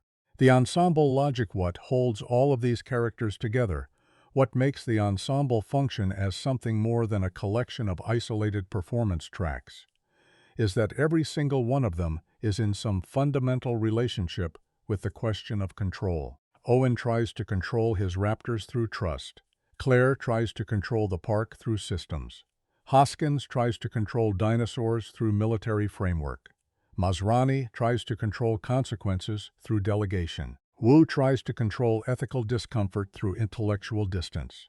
The boys, individually, are trying to control their fear and their grief and their relationship to each other. Even the Indominus, in her way, is exerting control over her environment, over her territory, over the raptor pack she inherits. And the film's climax resolves this thematic knot by demonstrating that the only form of control that survives the night is the one built on genuine relationship rather than institutional framework. Owen and Blue, Claire and her nephews, the T-Rex, who needs no relationship with humans to assert her sovereignty over the island that is, and always was, hers. Every other form of control, the corporate protocols, the military logic, the scientific compartmentalization, the adolescent armor, meets the Indominus and fails. Not because the Indominus is invincible, but because all of those systems were built on the assumption that nature could be managed indefinitely. That assumption is the film's real antagonist. The Indominus is just the form it takes when it finally walks through the gate. There's a specific kind of craft conversation that blockbuster films rarely get credit for, and it goes something like this. The technical work is most successful when you don't notice it, when the seams are invisible, when the score feels inevitable rather than composed, when the cinematography feels like air rather than a deliberate choice, when the visual effects feel like documentation rather than construction. By that standard, Jurassic World is doing something genuinely impressive across multiple technical disciplines. Not always perfectly, but with enough intention and skill that pulling it apart reveals a level of craft that the film's mixed critical reception tended to obscure. Let's get into it. John Schwartzman's cinematography. The Grammar of Wonder and Dread. John Schwartzman is a cinematographer whose work tends toward the expansive and the classical, wide frames, natural light pushed toward golden warmth, compositions that favor geography over intimacy. His previous credits include The Amazing Spider-Man and Seabiscuit, films that share a certain visual openness, a tendency to let the landscape breathe around the human drama. For Jurassic World, that instinct turns out to be precisely the right tool for the first act and a fascinating challenge for everything that follows. The park sequences in the film's opening 40 minutes are shot with the deliberate visual language of a tourism commercial. And I mean that as a compliment. Schwartzman lights the Gyrosphere Valley with the golden hour warmth of a destination you'd see in a travel magazine. The Brachiosaurus herds bathed in late afternoon light, the grasslands rolling out to the horizon in every direction, the sense of enormous, unhurried space.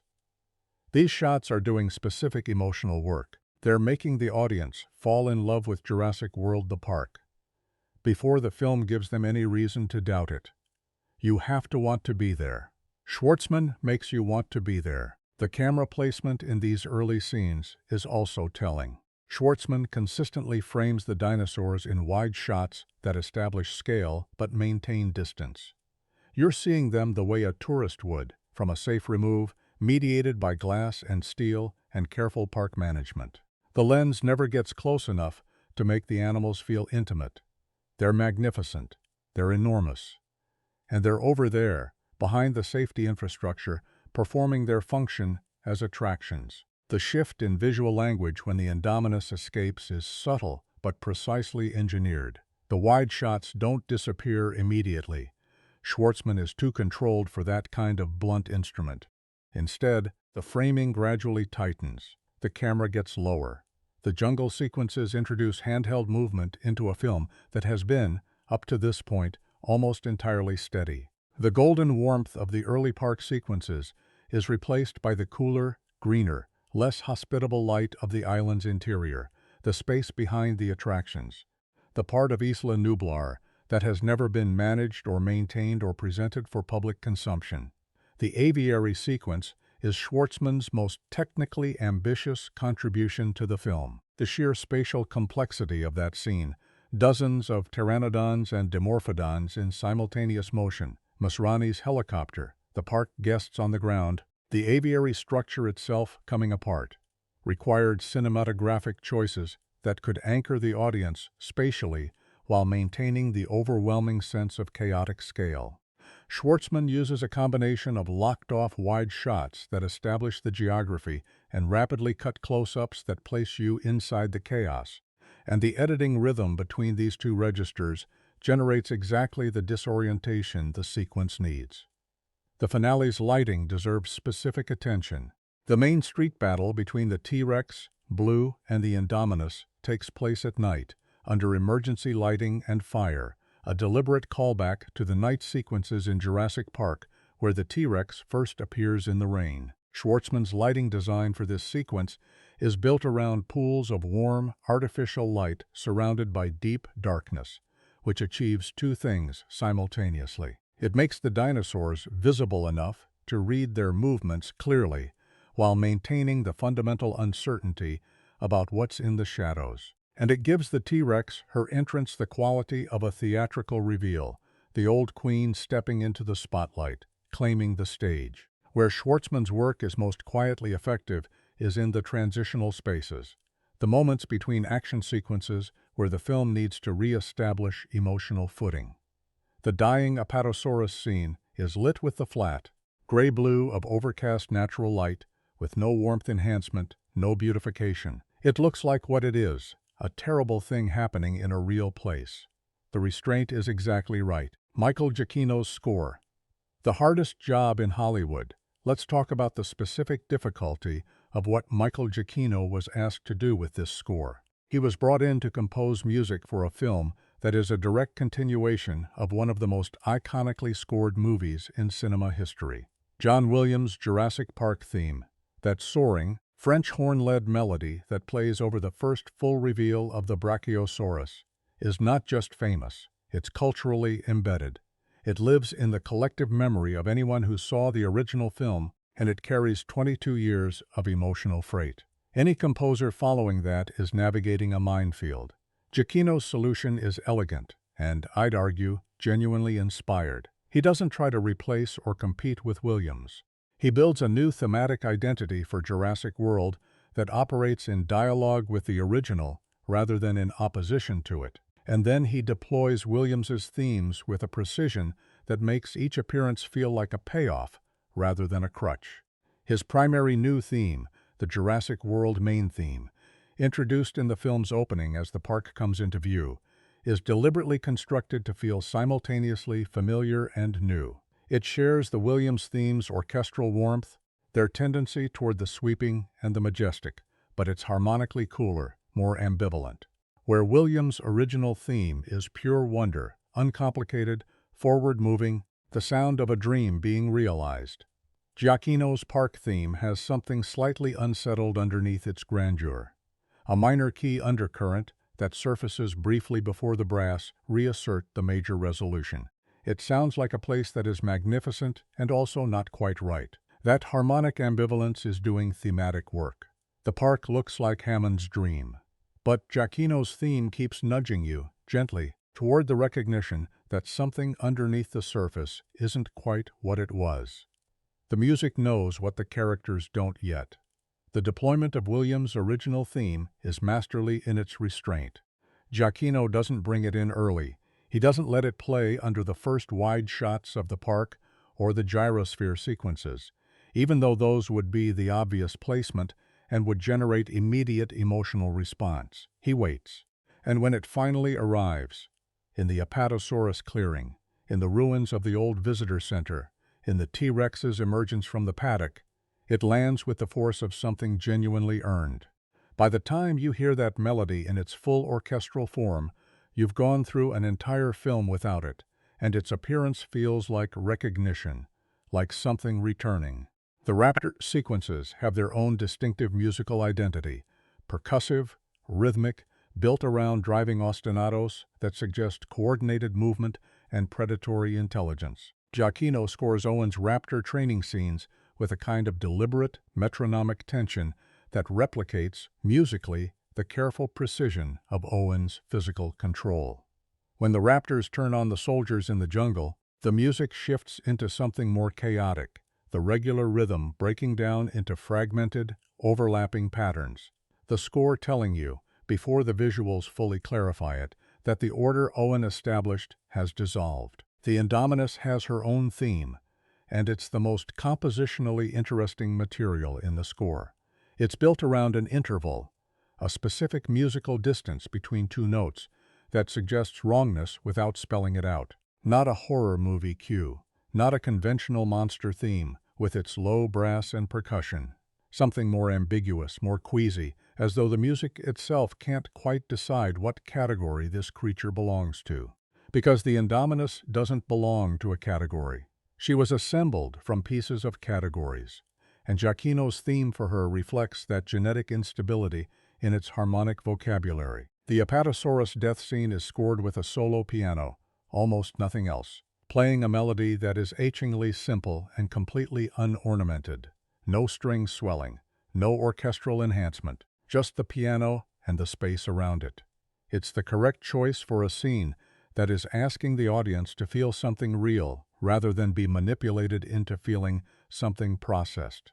The music gets out of the way of the emotion, which is, for a film of this scale and budget and commercial ambition, a genuinely brave decision. The visual effects, CGI, animatronics, and the texture of belief. The most persistent criticism of Jurassic World's visual effects, and it's a fair one, is that the dinosaurs sometimes feel less tactile, less present, than the creatures in Spielberg's original film.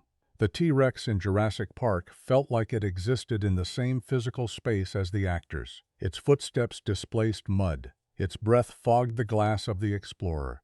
The practical animatronic elements, built by Stan Winston's team, gave the digital elements an anchor in physical reality that made the composite shots convincing in a way that pure CGI, even exceptional pure CGI, sometimes struggles to replicate. Jurassic World is working in a different technological moment, and ILM's work on the film is more sophisticated than the criticism often allows. The Indominus Rex, in particular, is a genuine achievement, a creature with no real-world reference point, assembled from genetic imagination that nonetheless reads as physically plausible in most of her scenes. The musculature is consistent. The movement has weight and inertia. Her camouflage effect, the skin shifting from solid pigment to translucent as she cloaks against the jungle background, is handled with restraint, used narratively rather than simply displayed as a visual effect. Where ILM's work is strongest is in the crowds. The pterosaur attack on Main Street is a compositionally complex sequence involving hundreds of digital animals in simultaneous motion above thousands of park guests, and the spatial coherence of the sequence. The way the flying creatures interact with the architecture, the way different shots maintain consistent eye lines and geography, demonstrates a level of technical coordination that's easy to take for granted, precisely because it's working. The decision to use animatronics for the dying Apatosaurus is worth examining specifically because it's a conscious throwback to the original film's methodology and a deliberate acknowledgement that the original methodology still produces results that pure CGI doesn't. Legacy Effects, founded by former Stan Winston studio artists, built a full-scale animatronic Apatosaurus head and neck for the sequence. The result is immediately, viscerally different from the film's CGI dinosaurs. There's texture, there's warmth. When Claire and Owen and the boys place their hands on the animal's flank, the physical contact reads as contact, not performance of contact with a green screen reference point, but actual touch with an actual surface. The scene lands as hard as it does, partly because the audience can feel the animal's reality in a way that's different from the film's CGI sequences. Trevorrow has spoken about this choice as an intentional piece of filmmaking philosophy, a recognition that practical and digital effects are not adversaries but complements, and that the choice between them should be driven by what serves the emotional requirement of each individual moment, rather than by a blanket technological commitment. The Apatosaurus scene needed to feel real in a specific way that required physical reality on set.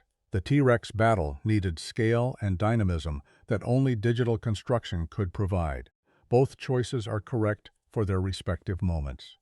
The raptor maquettes deserve mention here as well. For certain raptor scenes, close-up interactions between Owen and the individual animals. Legacy effects provided physical prop raptors that allowed Pratt and the other actors to perform against something real. The eye contact in the paddock sequence, the specific physical negotiation between Owen and Blue's pack, works in part because Pratt was actually tracking something with his eyes, rather than following a tennis ball on a pole. The performance reads as genuine engagement because some version of genuine engagement was actually required. Production design, building a world that already existed. The production design of Jurassic World is one of the film's most underappreciated achievements, because the challenge it was solving is genuinely difficult. How do you design a theme park that feels both entirely plausible as a real commercial enterprise and visually spectacular enough to justify the film's scale? Production designer Ed Verreau and his team built the world of Jurassic World from the inside out, meaning they started with the logic of what a functioning dinosaur theme park would actually require and designed the visual language around that operational reality.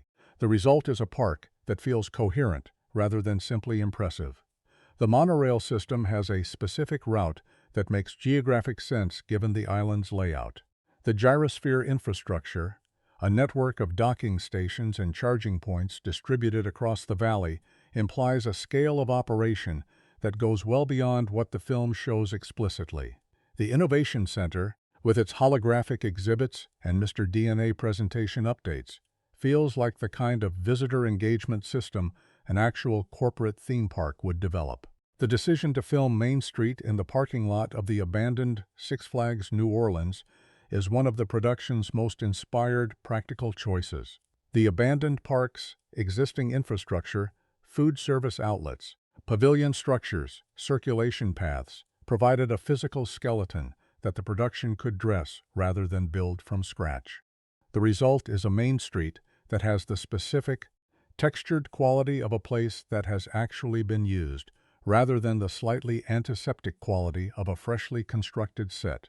The wear patterns in the pavement, the slight weathering on the signage, the way the structures relate to each other in space.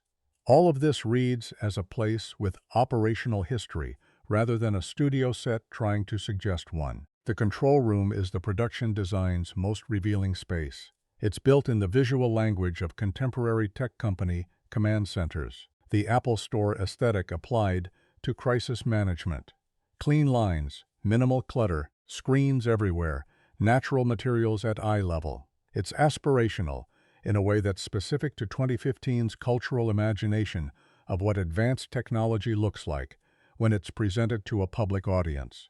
And the contrast between this beautiful, optimized control room and the jungle footage playing on its screens, the chaos visible from within the order, is one of the film's most effective visual metaphors. The ruins of the original visitor center are perhaps the production design's most emotionally loaded space. Verroza's team worked from the original film's set documentation to reconstruct the building in its degraded state, not rebuilt from scratch in a new location, but photographed to evoke the specific architecture of Spielberg's original set, now 22 years overgrown. The mural is the same mural.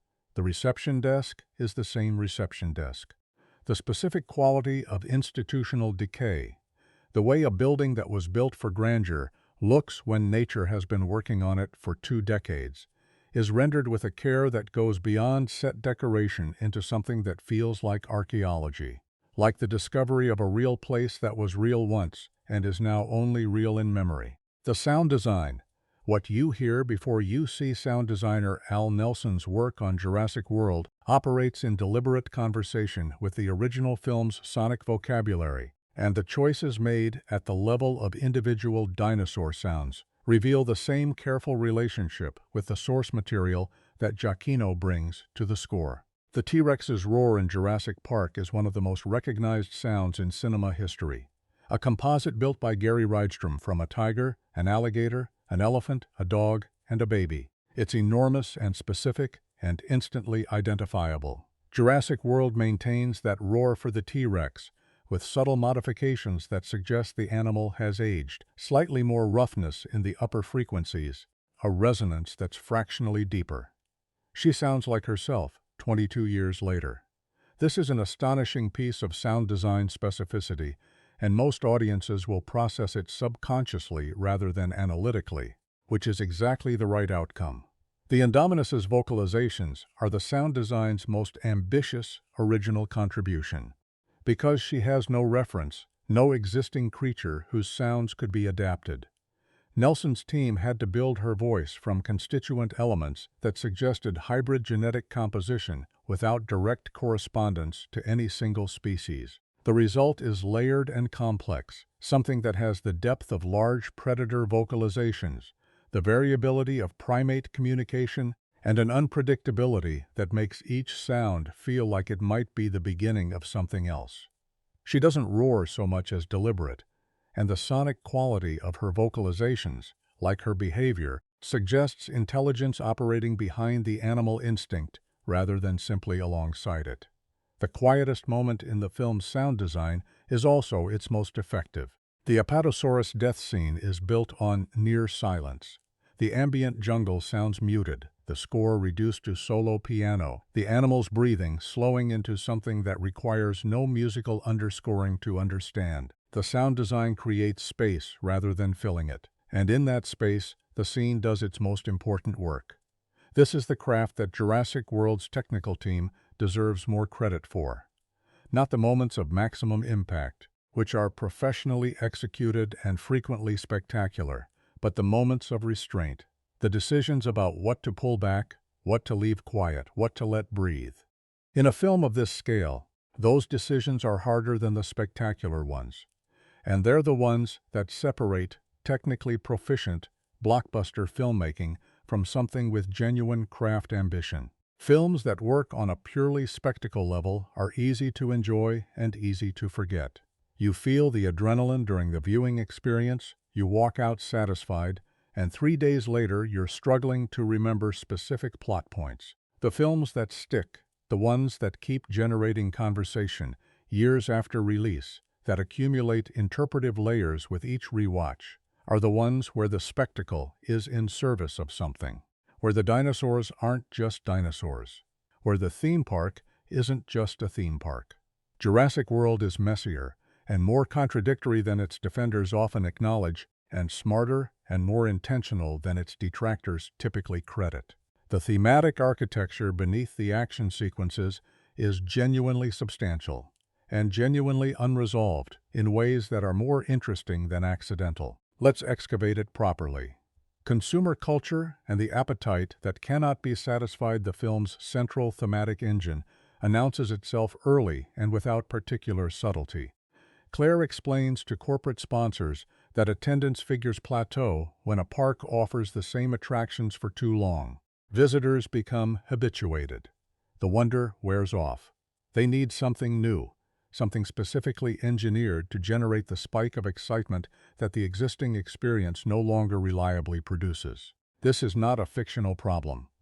This is a description of contemporary consumer psychology with its technical vocabulary intact. Habituation is a real cognitive phenomenon, the measurable decline in neural response to repeated stimuli.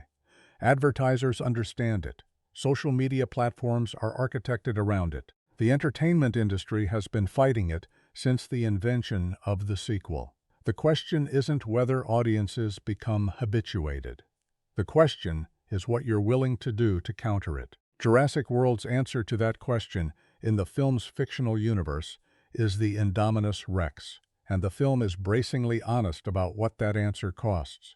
The Indominus was built not because anyone needed her to exist, not because the science demanded her, not because she fills an ecological niche or serves any purpose beyond generating renewed audience excitement. She exists because the alternative, acknowledging that the experience has run its natural course and letting it end with dignity, was commercially unacceptable. This is a critique that extends well beyond theme park management. Every franchise that has ever manufactured a bigger, louder, more extreme installment because the preceding one underperformed is living inside this logic. Every streaming platform that commissions more episodes of a series past its natural ending because the algorithm demands content is operating on the same principle. The appetite is real, the habituation is real, and the Indominus is what you get when you feed the appetite without interrogating it. What makes this critique particularly interesting is the position it puts the film itself in. Jurassic World is, by any reasonable measure, a product of exactly the logic it's critiquing. It exists because Universal needed a Jurassic Park revival that would outperform the sequels. It was designed, consciously, with marketing research and test screenings and commercial optimization, to be bigger and more spectacular than what came before.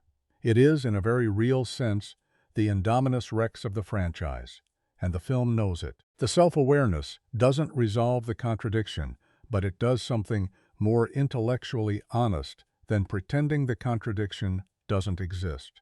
There's a moment where a child in the park is on a tablet while a stegosaurus stands directly behind him. The camera doesn't editorialize, it just shows you. And in that single, unornamented image, the film captures the entire problem. We have surrounded ourselves with so much stimulation, built such elaborate infrastructure for the delivery of wonder, that wonder itself has become background noise. The child isn't incapable of amazement.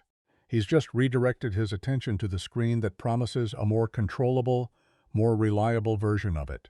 Playing God, again, and still not learning the Promethean argument. The warning against the human ambition to create life, to exceed the boundaries of the natural, is baked into the DNA of the Jurassic Park franchise so thoroughly that it risks becoming wallpaper. But Jurassic World finds a way to refresh it by shifting the ethical framing from the existential to the institutional. In the original Jurassic Park, the playing God argument was primarily personal. Hammond wanted to build something magnificent. Malcolm warned that nature would resist. The confrontation was between individual human ambition and the fundamental unpredictability of living systems. The moral was Promethean in its classical form. Reach too high, and the fire will burn you. Jurassic World is making a different and more contemporary argument. The ethical failure here isn't individual hubris, it's institutional negligence.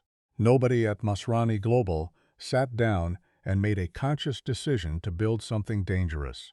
They made a series of individually reasonable decisions within a corporate framework that collectively produced a catastrophic outcome. The genome was classified because competitive intelligence concerns required it. The enclosure was approved because the engineering specifications met the required standards.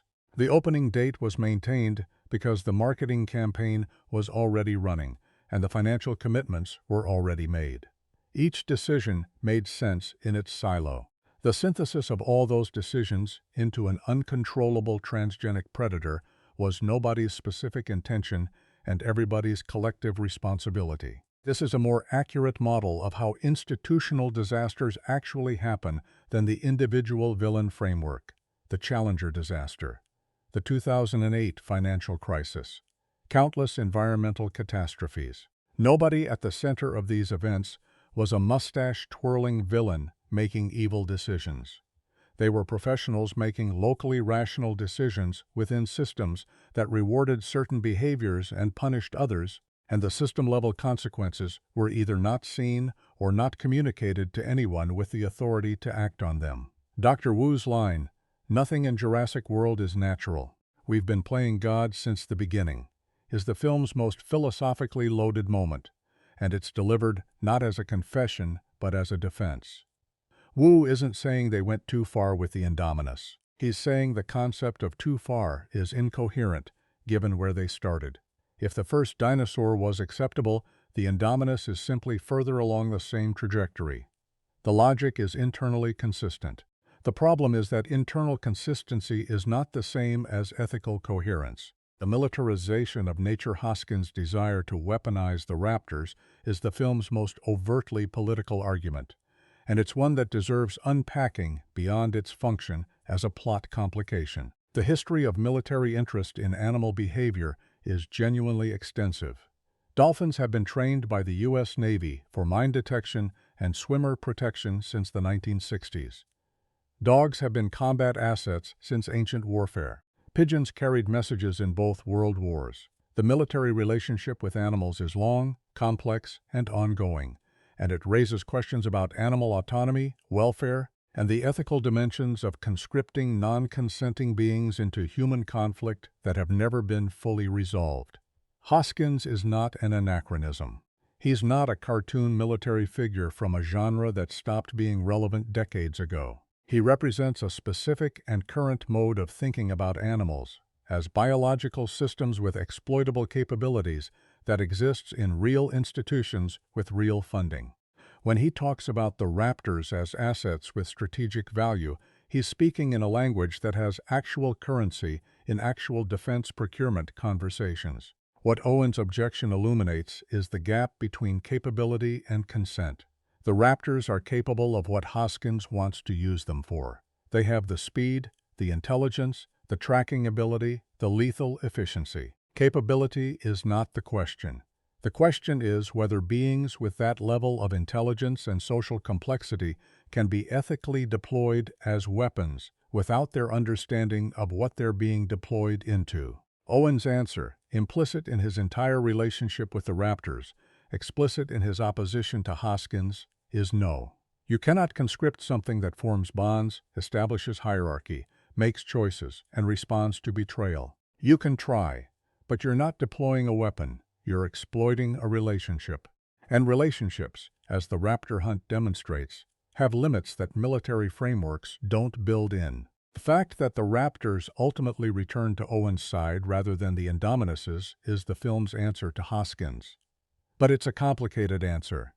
They come back because the bond is real, not because the bond is unconditional. The bond survived because Owen built it right. Hoskins' version of that bond, command without relationship, deployment without trust, would not have survived. The film knows this. Hoskins doesn't. Gender, control, and who gets to be right this is where Jurassic World's thematic ambitions come into tension with its execution. And the tension is worth examining honestly, rather than either defending or dismissing. The film positions Owen and Claire in a binary that is at its core a gendered binary. He's instinct, nature, physicality, authenticity. She's system, culture, management, performance. His relationship with his raptors, messy, physical, built on presence and trust rather than spreadsheets, is coded as morally superior to her relationship with the park, ordered, metric-driven, built on data and protocol. And the film's dramatic arc validates Owen's mode at Claire's expense. The systems fail, the instincts prevail, the woman in heels learns from the man on the motorcycle. There is a version of this binary that the film is trying to complicate. Claire's arc isn't simply woman learns to be more like man. Her growth is toward emotional availability and relational courage, which are not the same things as Owen's mode of engagement. When she releases the T-Rex, she's not becoming Owen. She's doing something Owen explicitly didn't think of, using her knowledge of the park's systems, her administrative access, her understanding of the asset inventory to solve the problem. She's the one who knows which paddock to open. She's the one with the operational authority to open it. Owen's instinct and Claire's system knowledge combine to produce the solution that neither of them could reach alone. But the film's framing, the heels commentary, the consistent visual coding of Claire's professionalism as emotional limitation, the romantic arc that positions Owen as the one who gets through to her suggests that the intention and the execution are not perfectly aligned.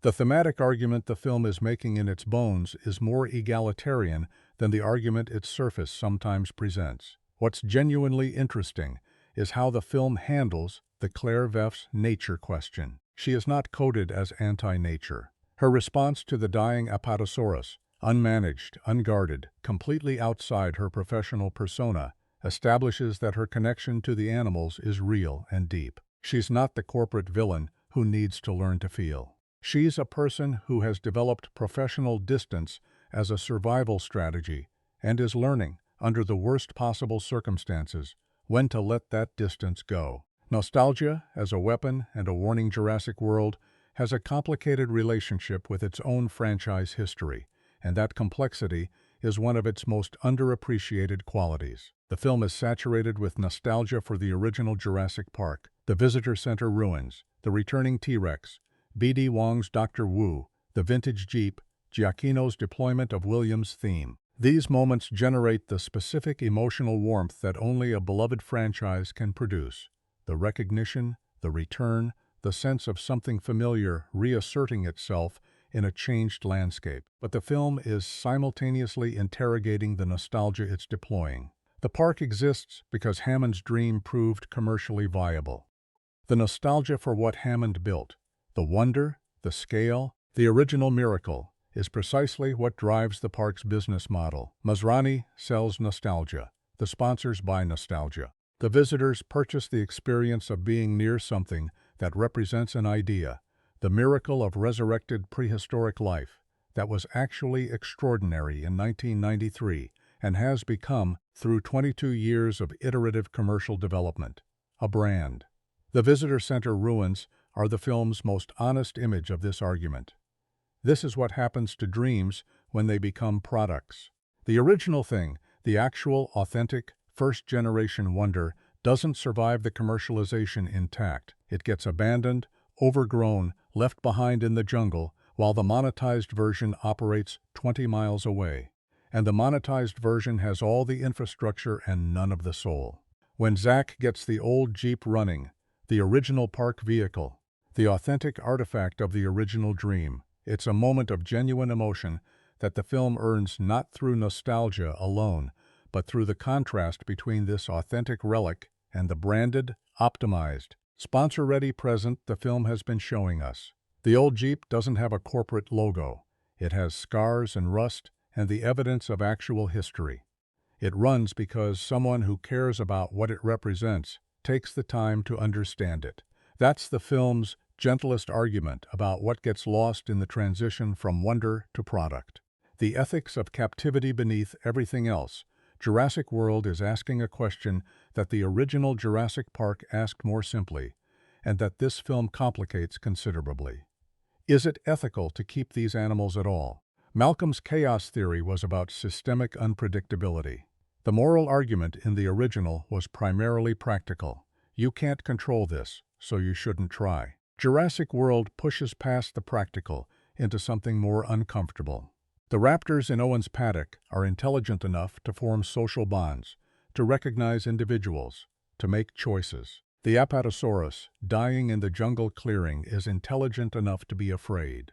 The T-Rex confined to her paddock has spent 22 years in an enclosure after roaming an island freely. The film doesn't make a clean argument about captivity because it's not positioned to. It's a blockbuster with a theme park as its primary setting, and the park has to be exciting enough that audiences want to spend an hour inside it before it falls apart. But it keeps gesturing toward the question through specific, unresolved details. Owen's relationship with the raptors is built on mutual recognition, but it's still a paddock.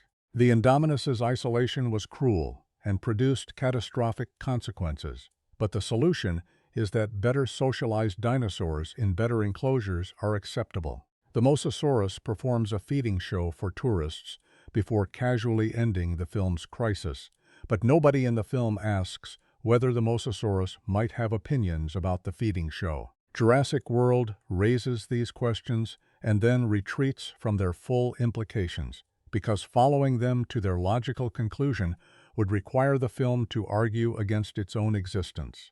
A film set in a functioning dinosaur theme park cannot also be a film that argues dinosaur theme parks are fundamentally unethical. The contradiction would be fatal to the narrative structure. So it plants the questions, lets them grow, and trusts the audience to do the moral accounting that the story can't quite complete.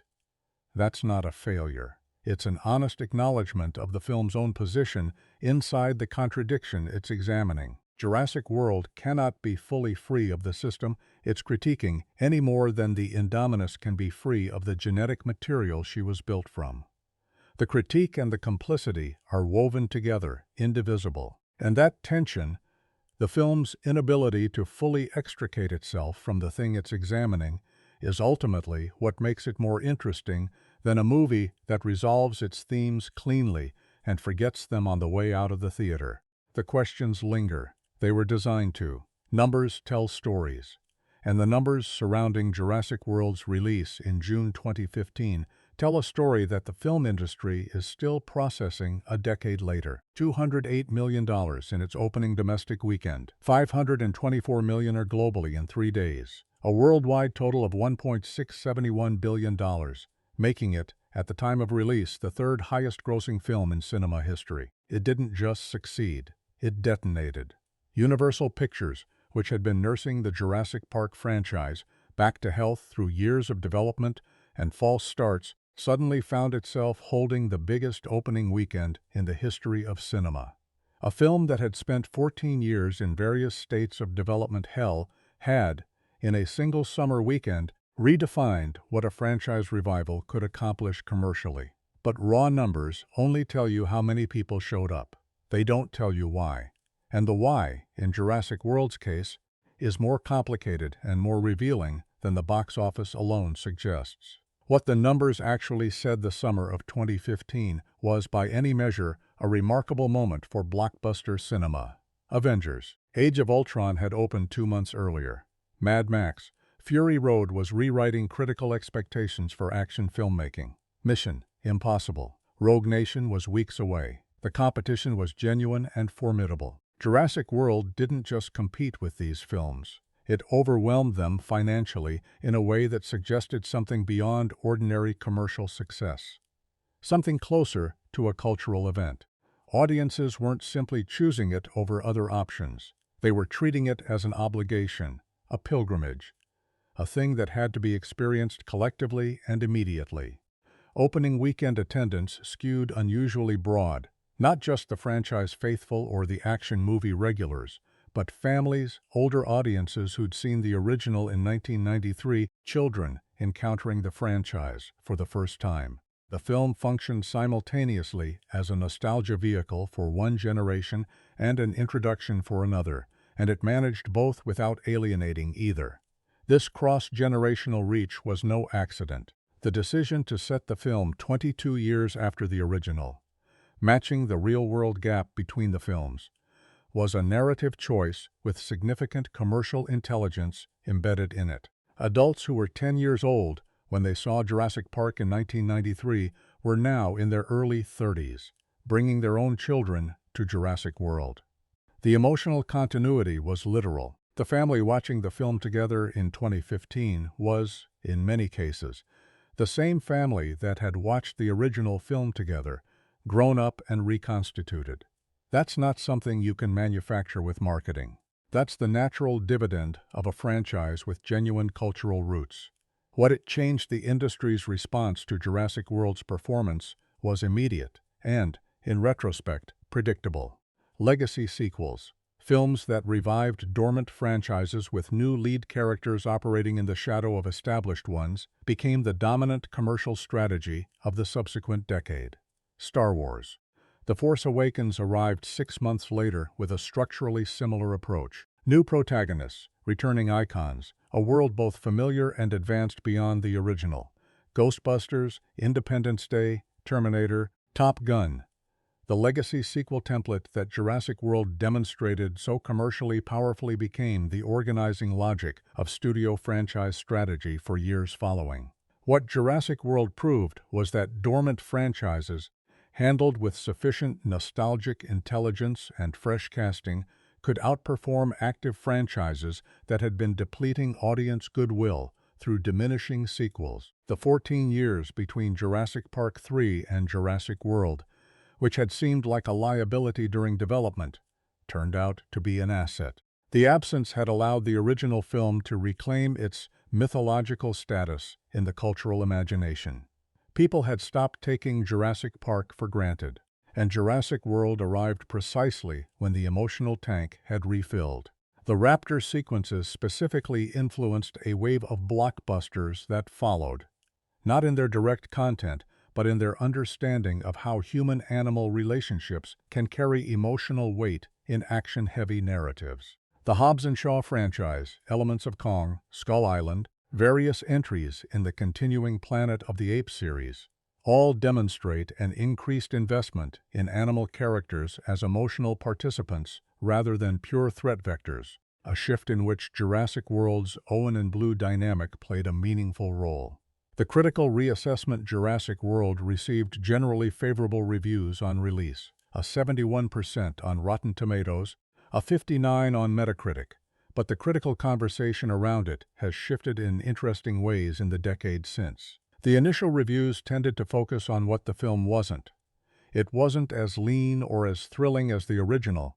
It wasn't as cinematically adventurous as Mad Max. Fury Road, it was a commercial product performing commercial functions with professional competence rather than genuine artistic ambition. The reassessment, partial, contested, ongoing, has focused increasingly on what the film actually is rather than what it fails to be. The corporate satire has aged with unexpected relevance. In a media landscape now defined by franchise fatigue, content overload, and the algorithmic engineering of entertainment experiences, the Indominus Rex as metaphor has become sharper rather than duller with time. The film's central observation, that the appetite for novelty, unchecked and unexamined, produces monsters, reads differently in 2026 than it did in 2015. The monster has gotten bigger. The appetite hasn't diminished. Claire's arc has been re-examined by critics and audiences through the lens of subsequent franchise entries. where Bryce Dallas Howard's performance is given more room and the character's competence is foregrounded rather than subordinated. Retrospective readings of Jurassic World that center Claire rather than Owen reveal a film that was doing more interesting things with its female lead than its surface presentation sometimes suggested. The Indominus herself has become, in online film communities, something of a cult figure, a creature whose design, motivation, and fate generates genuine sympathy from audiences who read her as the film's most honest character. Fan analyses that treat her as a tragic figure rather than a monster have proliferated across the decades since release, and they're not wrong. She is the film's most compelling argument, expressed in genetic material rather than dialogue. What endures a decade on, Jurassic World occupies an unusual position in the franchise's history and in blockbuster cinema more broadly. It is simultaneously the film that saved the franchise commercially and the film that, in retrospect, asked the most uncomfortable questions about whether franchises should be saved at all. It generated 2 sequels, Fallen Kingdom and Dominion, neither of which recaptured its specific combination of spectacle and self-awareness. It launched a generation of legacy sequel strategies that produced some genuinely excellent films, and a great many that demonstrated what happens when the commercial template is applied without the thematic intelligence that made the original template work. Blue is still out there, somewhere in that jungle. Owen and Claire are presumably navigating a relationship with the same combination of instinct and system that the film established for them. The T-Rex is on her clifftop. The island is quiet again for now. What the film leaves behind, beyond the box office records and the franchise continuation and the cultural footprint of Chris Pratt on a motorcycle with raptors, is a question that it posed with more precision than it's usually given credit for. Not the Promethean question, which cinema had asked 100 times before. Not the chaos theory question, which Spielberg's original asked definitively. Something more specifically contemporary and more personally uncomfortable. What are you willing to build to keep people interested? What are you willing to destroy, or isolate, or engineer beyond recognition, to counter the habituation of an audience that has seen everything and wants more? And when the thing you built to satisfy that appetite turns on you, intelligent, isolated, assembled from pieces of other things that were never meant to coexist, at what point does the monster stop being the monster and start being the mirror? John Hammond believed in wonder as an end in itself. Masrani believed in wonder as a business model. The distance between those two positions is smaller than it looks from outside, and larger than either man acknowledged from within. The park is closed. The island belongs to the animals again. But the appetite that built the park is still there, still growing, still sending executives into rooms to ask what comes next. Still asking geneticists to build something with more teeth. Still watching attendance figures and deciding that what already exists isn't enough. The gates of Jurassic World are shut. The question it was built to answer is still open. It always will be.